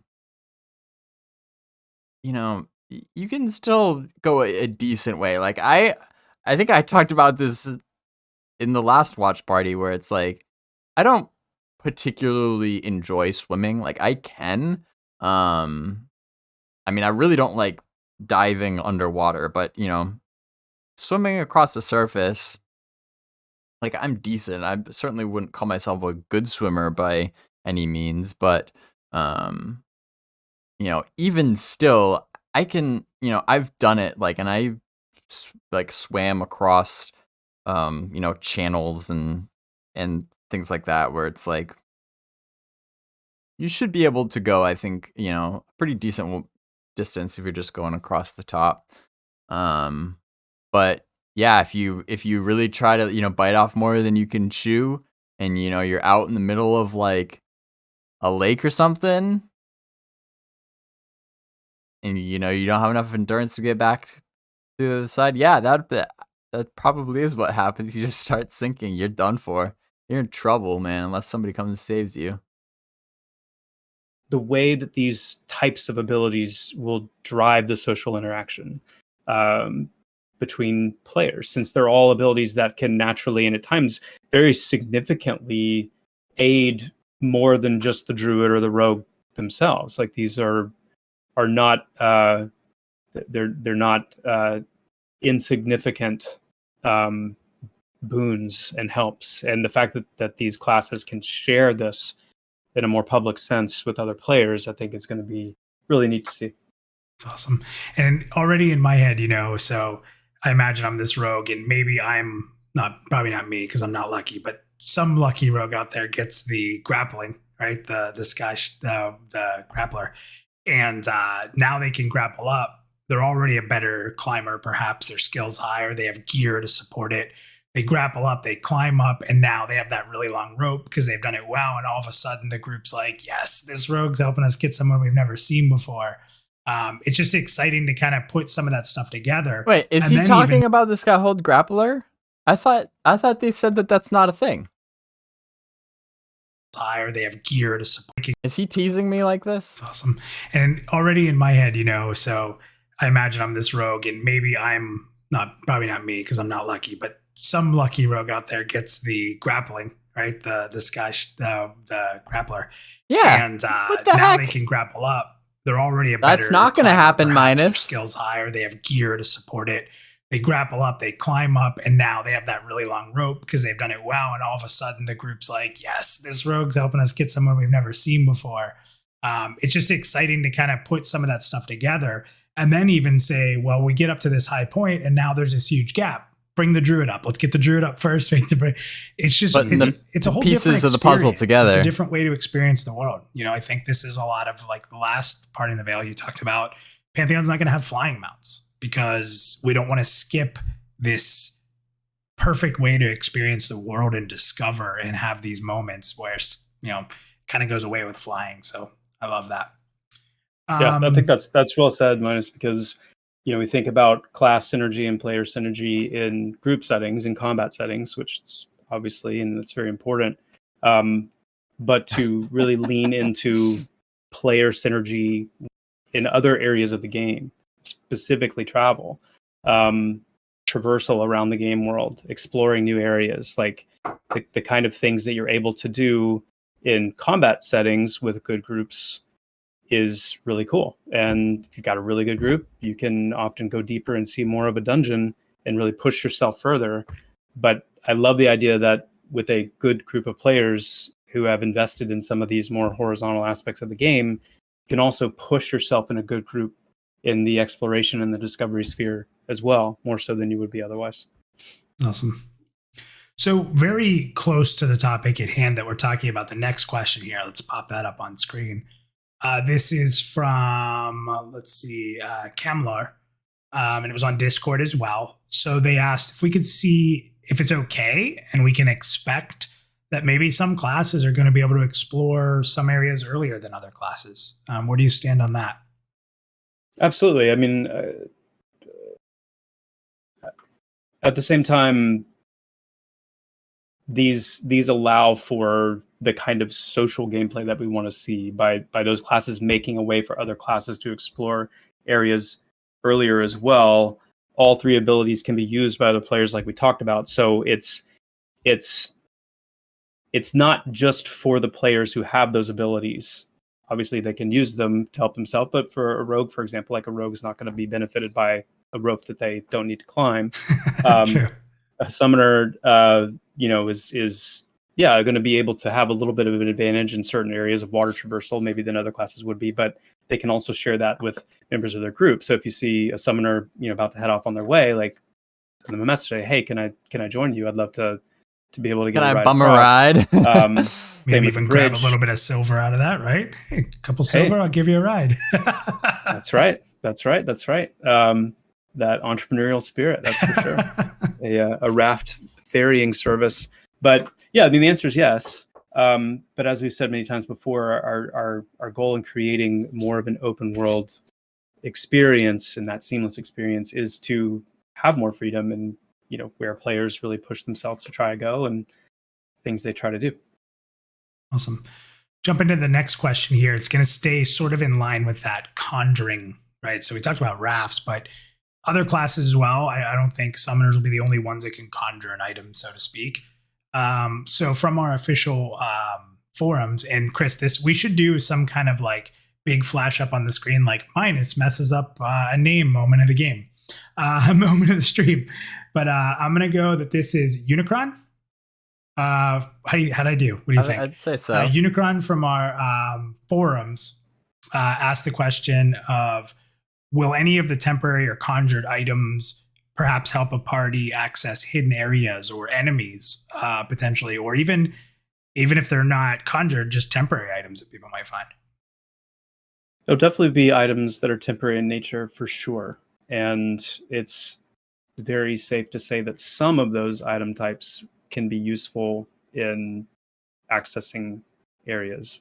One example would be a summoned light source, and another example would be something like a consumable item that, when consumed, really would provide any number of different effects. I mean, there's really no reason we would limit what we could say would function as an item of that type. So it's a very specific question, the answer to which would be yes. I would push that question further though and say that beyond just summonable items or temporary items that can do that, there's a whole host of different abilities and ability types that all can be put into the category of aiding with exploration and traversal and things like that. So just to rattle off a few off the top of my head, you've got things like invisibility, things like shrink, to allow you to access, move through cracks in walls or areas that are too small to get through otherwise. You've got water breathing abilities. You've got the different innate kind of sight qualities of the different races for like night vision and ones that can see better than others. And then you've got abilities and items potentially that improve your night vision. All of these things bind sight, like where you're able to cause your character to see through the eyes of an NPC and things like that. They're all, I think, included in that category. And any number of those things can be attributed to items that can be consumed or items with a worn effect or things like that. Awesome. I'm surprised they haven't mentioned battering ram yet, which is, again, from the Pantheon website, one of the featured abilities for the warrior class. Leverage your immense strength to break through certain barriers in the environment that have grown weak and unstable. If used against an enemy, battering ram will deal physical damage and knock an enemy to ground. So that's not just a combat ability, but it's also an exploration ability. If you have Maybe there's some like, like wooden door that's locked that like most people can't get through, but if you have a warrior, you just bust that bad boy down. And that allows you to gain access to those those hidden areas and such. Maybe, like a stone wall or something kind of that's maybe, or some like rubble or something that he can just like push down. That sort of thing, that's all very much a part of this, and or maybe they just forgot. I certainly hope if it's listed as a featured ability that it hasn't been removed, but hopefully they touch on that. All right, so great. Thank Why you are for we that running question. 480p on this? Pick the quality up here. My internet, it's not like my internet's Let's bad. get to There we go. question number 6. From our Much better. community. And this was actually from YouTube. This is Morak. So you talked about this earlier. Gliders came up in concept art. We kind of teased it, right? We showed off Sorhireth and little gliding station and some, heads exploded. People wanted to know what that meant. Good question. So I think now would be a great time if you're willing, because Morak here asks, can you elaborate a little bit more on the use and means to acquire gliders?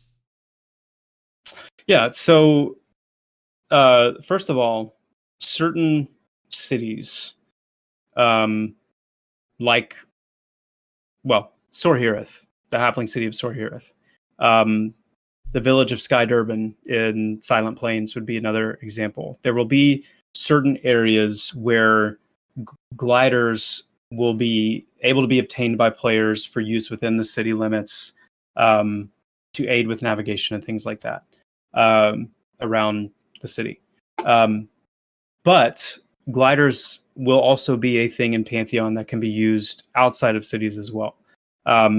Beyond those specific locations, gliders can be thought of as another category of these very rare artifact level items that, if found and if acquired, can be used in the open world. Now, I want to make a very important point here because how does this square with my resolute stance against flying mounts? How can I say we'll never have flying mounts and then just now say we're going to have, and again, it's not like gliders are going to be, these super available things. But there are two key differences between something like gliding and flying mounts that make all the difference. And I'll explain those. So number one, with gliding, I have to be at elevation to glide effectively. I cannot start on the ground and then freely move through the air up to the highest, point in the game world, and then everywhere in between at will. So it's not a Mario cape. You're not gonna start flying up. You need to be high. Yeah. I mean, it's not like a flying mount. It's not like a WoW flying mount where I can just jump and then I'm moving and then I can freely move XYZ axis anywhere I want at any time. With gliders, if I want to cross a larger distance or the largest distance that I can, that means I need to get as high as I possibly can. And there's a nice symmetry. There's a nice balance there that I believe will work well in Pantheon. Number two, gliding is going to be tied to the endurance resource.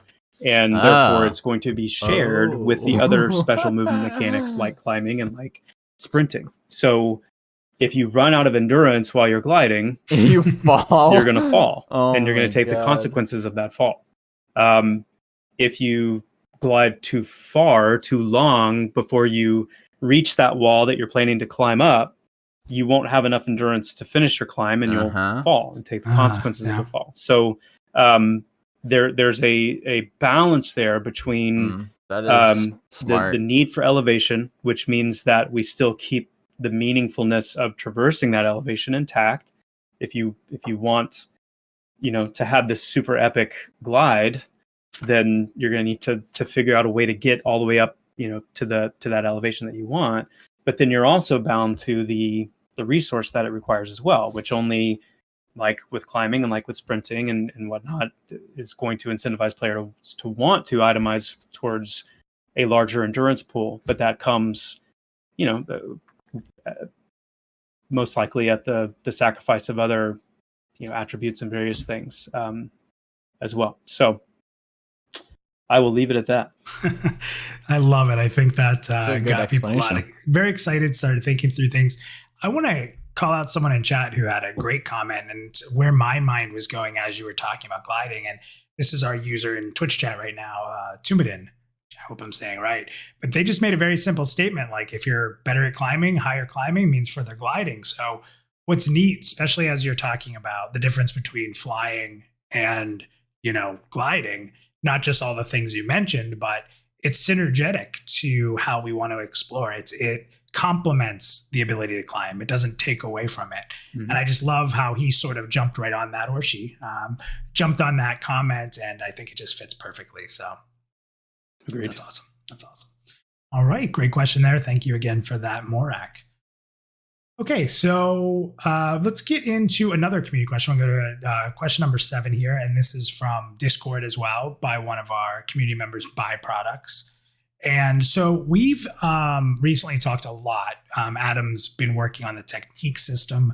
We've shown it off in the Monk stream, and we've talked about it a lot in different videos. So one of the questions that came up, a great question here, is since climbing has a skill to it, and we haven't gone deep into that, but it has a skill, people are aware of that. Will there be any abilities that a great climber will gain, something they'll be able to put on their bar or be able to use as they advance through the climbing skill? We don't have any plans for climbing abilities at the moment, and I don't really foresee that we will. Climbing, obviously does come with a governing skill, and we roll a lot of the climbing experience into that in terms of how the actual speed of your climbing and how much endurance it drains. And that's something that's already functional in the pre-alpha client, and was neat to see feedback on that even from the most recent test of the experience of improving climbing skill even in that play session, and seeing the benefits that would come from that. But as far as additional things on the level of making climbing a more dynamic experience, there's 2 things that we do eventually want to incorporate into the system, and that is, number 1, mantling, which means if you are running or moving forward and you come in contact with an object that is like waist high, you would be able to seamlessly kind of mantle up on top of it and not stop you running. And then the second one is lunging. So essentially it's the mechanic of what happens when you use sprint in conjunction with climbing. That means you're going to be moving in like lunges, basically dinoing for those who rock climb. You'll be kind of lunging up, and so you'll be crossing more distance more quickly while climbing, but at the expense of more endurance burn. Awesome. Yeah, as I say, now you really, it's two endurance burns in one. Better have your skill up. Mm-hmm. Getting back to that exploring the world aspect, like just as an example, I always use rogues, but the rogue stealth, we were kind of talking about earlier when we talked about like the rope and the different abilities they'll have. It made me think of items or abilities that will help with scouting. And you've actually mentioned during today's show that, that binding sight to an NPC to be able to scout ahead, stuff like that. Will we see a good number of abilities or items that sort of enhance that ability to scout ahead and see what you're getting into? Floating eyes, enhanced vision, you sort of mentioned already. Anything you can kind of think of that'll help with that? Yeah. The thing that I immediately thought of when I thought of this, or when I saw this question, was the Ranger lay of the land abilities. So the ferret that the Ranger has that will be kind of the eye of Zom, basically like take control of the little ferret and move it around and kind of see like what's around the corner. And then so the hawk as well. It's a lot cuter than eye of Zom, which is meant to be a longer distance, from the air, kind of able to scout in that way. So surveillance drone. I'm super excited about those. That is cool. And what that'll do. But again, like I was saying earlier, getting the plumbing in place for abilities like that just opens the door for us to incorporate that in other ways. So it could be some next to the broken Skyhold grappler is something else from the gnomish world that might allow you to see things from a little bit higher up, or kind of disembodied sight in some way. Bind sight is another classic one that I think actually works really well, and love seeing that. And I mean, a lot of the abilities I just mentioned earlier, honestly, would fit. I mean, invisibility is a perfect example. Being able to sneak around a little bit and see a little bit further along. Warning traps that rogues can lay down to kind of pop off and alert you if something's getting too close. Yeah. Awesome. A couple more questions from the community here before we wrap up.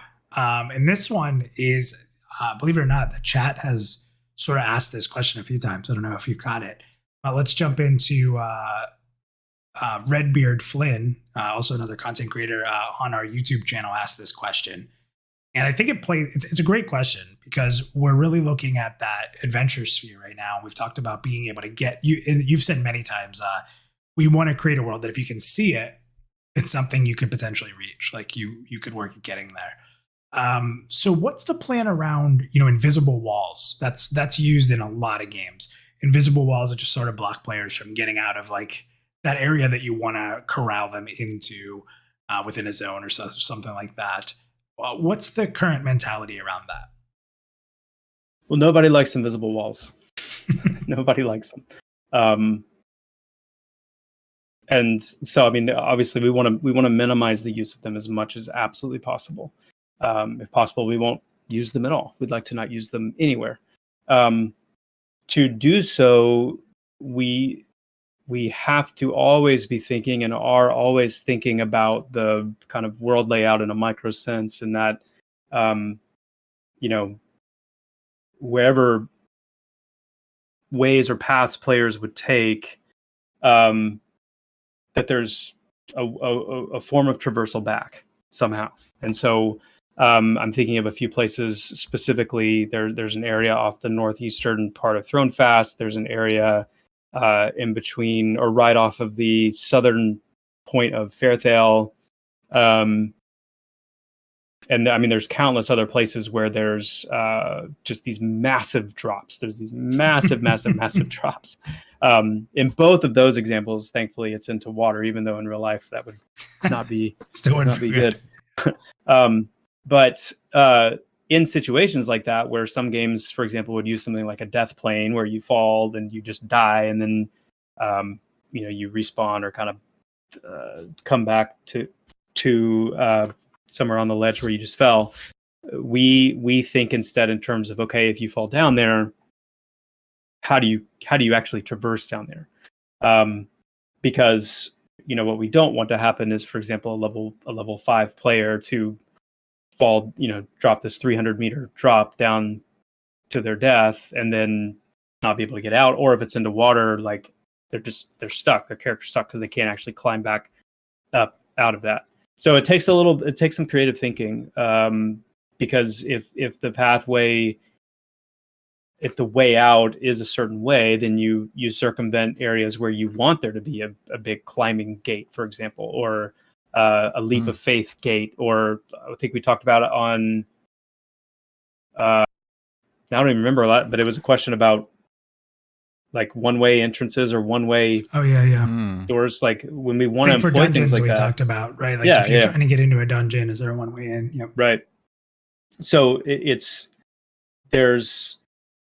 we want to, I think Befallen is a great example, and there's some interesting examples from EverQuest and some other dungeon designs where they have these very, frankly, punishing places that if you are unlucky enough, ignorant enough, to the game and the game's world and mechanics, and you're I should say new enough, that more positively, if you're new enough to the experience, and you find your way into a kind of a one-way ditch, then It's we have to balance that out. So I'm getting long-winded here.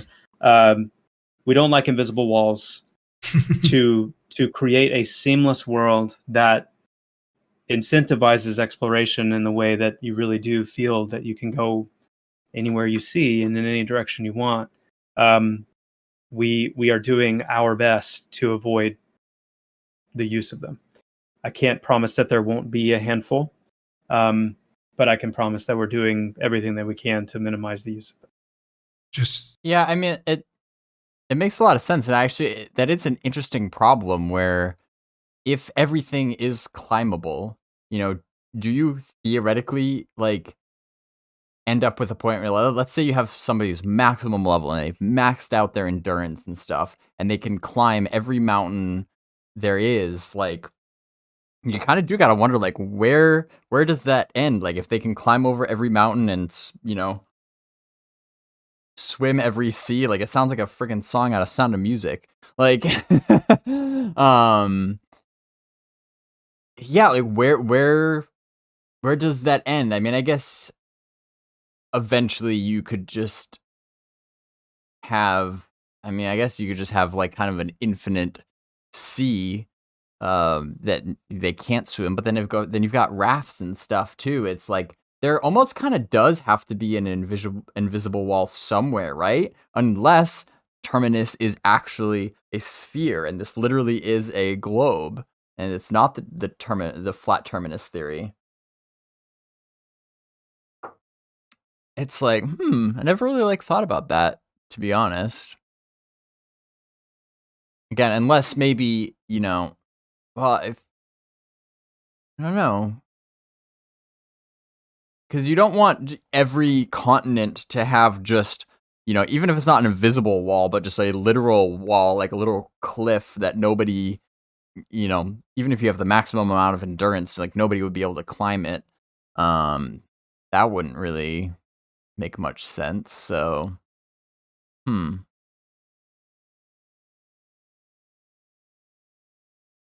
Rambo Part 6 says globe it up. Yep.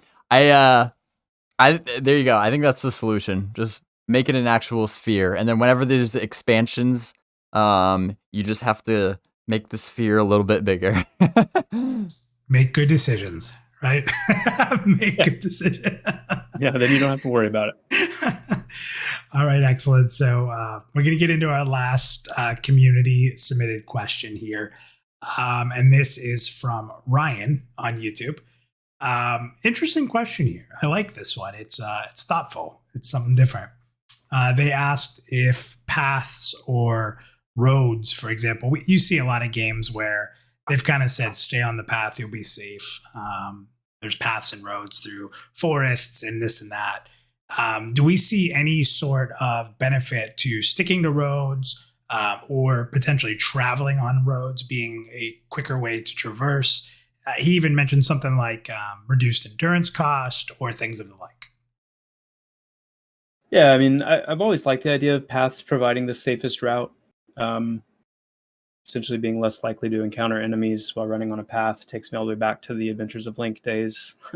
Zelda 2, technically, on the NES. But we've also kicked around the idea of formalizing paths and attaching a travel benefit to them, something like decreased endurance cost or improved run speed or mount speed or things like that. The problem with doing that, even though it's cool and it kind of makes sense, the problem with doing that is, and the reason ultimately we haven't pulled the trigger on that approach yet, is because we don't want to lock players into paths and roads being the most efficient and the safest way to travel, because that it's just ruins your incentive to move in various different ways throughout the zone. So and I think the promise of a safer experience is less compelling and is a less compulsory dynamic than efficiency. Players, I think, are always going to lean into efficiency. So So it's a good idea. It's a cool idea. I just don't think it's going to marry with our goals for travel. Yeah, I mean, it's common sense. If it's the safest and the fastest route, then that's just what people are going to do. And that is completely antithetical to the entire, goal of exploration in Pantheon and this massive, open, seamless world that that rewards you for you're supposed to go off the beaten path. So, if you provide, it's just the way human brain works. If you provide an option that involves, you know, less risk and, just allows them to get where they want to go safely and quickly, like that's what 99% of the people are going to do all the time. In all of the necessary ways. Makes sense. Yeah. Hey, danger, maybe efficient, but dangerous. Maybe stuff like that. So awesome. So, Chris, we've gone about an hour. As always, I think you and I can talk for a very long time about any topic. So I love having these opportunities, and I just want to thank the community. It makes this show a lot more fun and engaging, in my opinion, that it's not just you and I talking about things that we may or may not know. So thank you to the community who submitted questions. Again, follow us on YouTube, Twitter, Facebook, our forums, Discord. All those places are ways you can interact with us, and then also be a part of Party in the Veil and ask those questions that maybe we wouldn't even think to answer, right? So I love that. And again, as a crowdfunded game, we thank everybody for your support in any way. But if you want to help us in any way push Pantheon further and faster, check out our pledge page on pantheonmmo.com. But again, just following us and sharing is also super awesome. So thank you guys for that. So Chris, as we wrap up, it's been a blast talking about the unique abilities and items. And I know there's a lot more and we don't want to spoil everything. It's probably, you've said a bunch of times, it's the hardest part about developing a game so in the open like we do with Pantheon, where we really want our community to know what's going on. We want to show progress, but we don't want to spoil everything. So it's that balance. But is there anything else before we sign off for the night that you sort of wanted to touch on or put a final stamp on with this topic?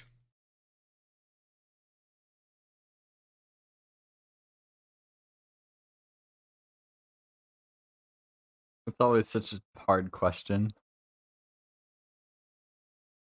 As one gamer to others,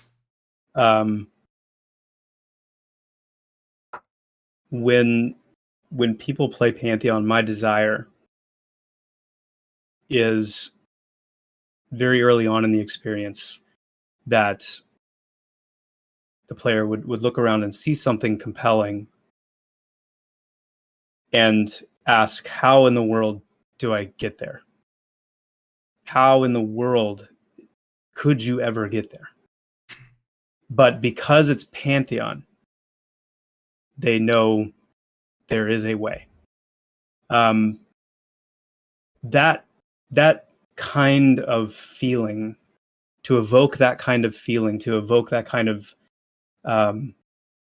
context for the player, to take, some of those most impactful, best aspects of those very early first generation console experiences and put it into the open world immersive gambit of an MMO. It's just, how can you not be excited about that? I'm excited about it, and it's a huge part of the fuel and the burn and the drive to create that experience and see what happens when you do that in an MMO. The other piece is more just kind of like kind of breaking the fourth wall now here a little bit, but just I want to thank everybody for coming to these, attending these. We've talked about including some more visual aspects at some point, and having some time where we maybe actually can get into the game and show some things as we're talking about them. And not every topic that we're going to be talking about is going to be way off in the distance, there will be some things that are very much, kind of cracking open things we're working on right now, and there'll be opportunities to show some of those things in real time. So, we're gonna see Parting the Veil take some different shapes and forms and include some different aspects. But at the end of the day, being able to talk like this with all of you and hear your questions and do a little bit of, yes, it's kind of talking head, but to do some of that conversating about the goals of the game and the heart behind it and the reasons, it's just incredibly energizing. And we really thank everybody for coming out and taking the time to listen and to feedback and dialogue. And please continue to submit questions, and it's huge. So thanks all. Great stuff. Couldn't have said it any better, sir. That was amazing. So again, thank you for another great episode of Parting the Veil. And don't forget, we have the newsletter coming out next week. So everybody who has questions on where we are on the path to alpha, as Chris said earlier in the episode, these discussions aren't always part of the pre-alpha or getting into alpha roadmap, but everybody will be able to get an update next week on our roadmap to alpha and what we're focused on in getting there. So that's obviously a front-facing goal for us at all times, is driving through that roadmap. So check out that update in the newsletter next week. And once again, thank you everybody for coming out. Chris, thank you again for everything. And we'll see everybody next month. Thanks all. So Rambo Part 6 says, I love how Joppa really thinks before answering tough questions. And that is actually a pretty rare trait that is definitely something to look out for. When somebody does that, when somebody is asked a question and they genuinely take their time thinking about how they want to phrase that. I mean, something good is coming. And he delivered with a beautifully worded answer. The ability to do that and to just kind of like disregard the silence. I mean, that was a long gap in between when the question was asked and when it was answered. That was a very long gap. And just socially, as humans, we're generally not comfortable with silence in conversation. That's why we say things like and and like, and a lot of people try to fill in those like awkward silences, awkward gaps, like, so, how is it going? Like, things like that. So the ability to just sit in that silence and think is a pretty rare skill that is unique to people who have a visionary mindset in the truest sense of the word. Like, this is something that Steve Jobs was particularly known for, and there are some others who I'm drawing a blank off the top of my head, but Steve Jobs in particular was known for this. And you could say what you want about how he treated his employees or whatever the case may be, but when he was putting on like a presentation, like at an expo or something, and or doing a Q&A with an audience, you could go back and watch videos. I think there might even be compilations of this, of like, count the seconds in between when somebody is asked a question and when they answer it. And generally you'll notice that if they literally just, they just sit in that silence, the longer they take, the better the answer is going to be.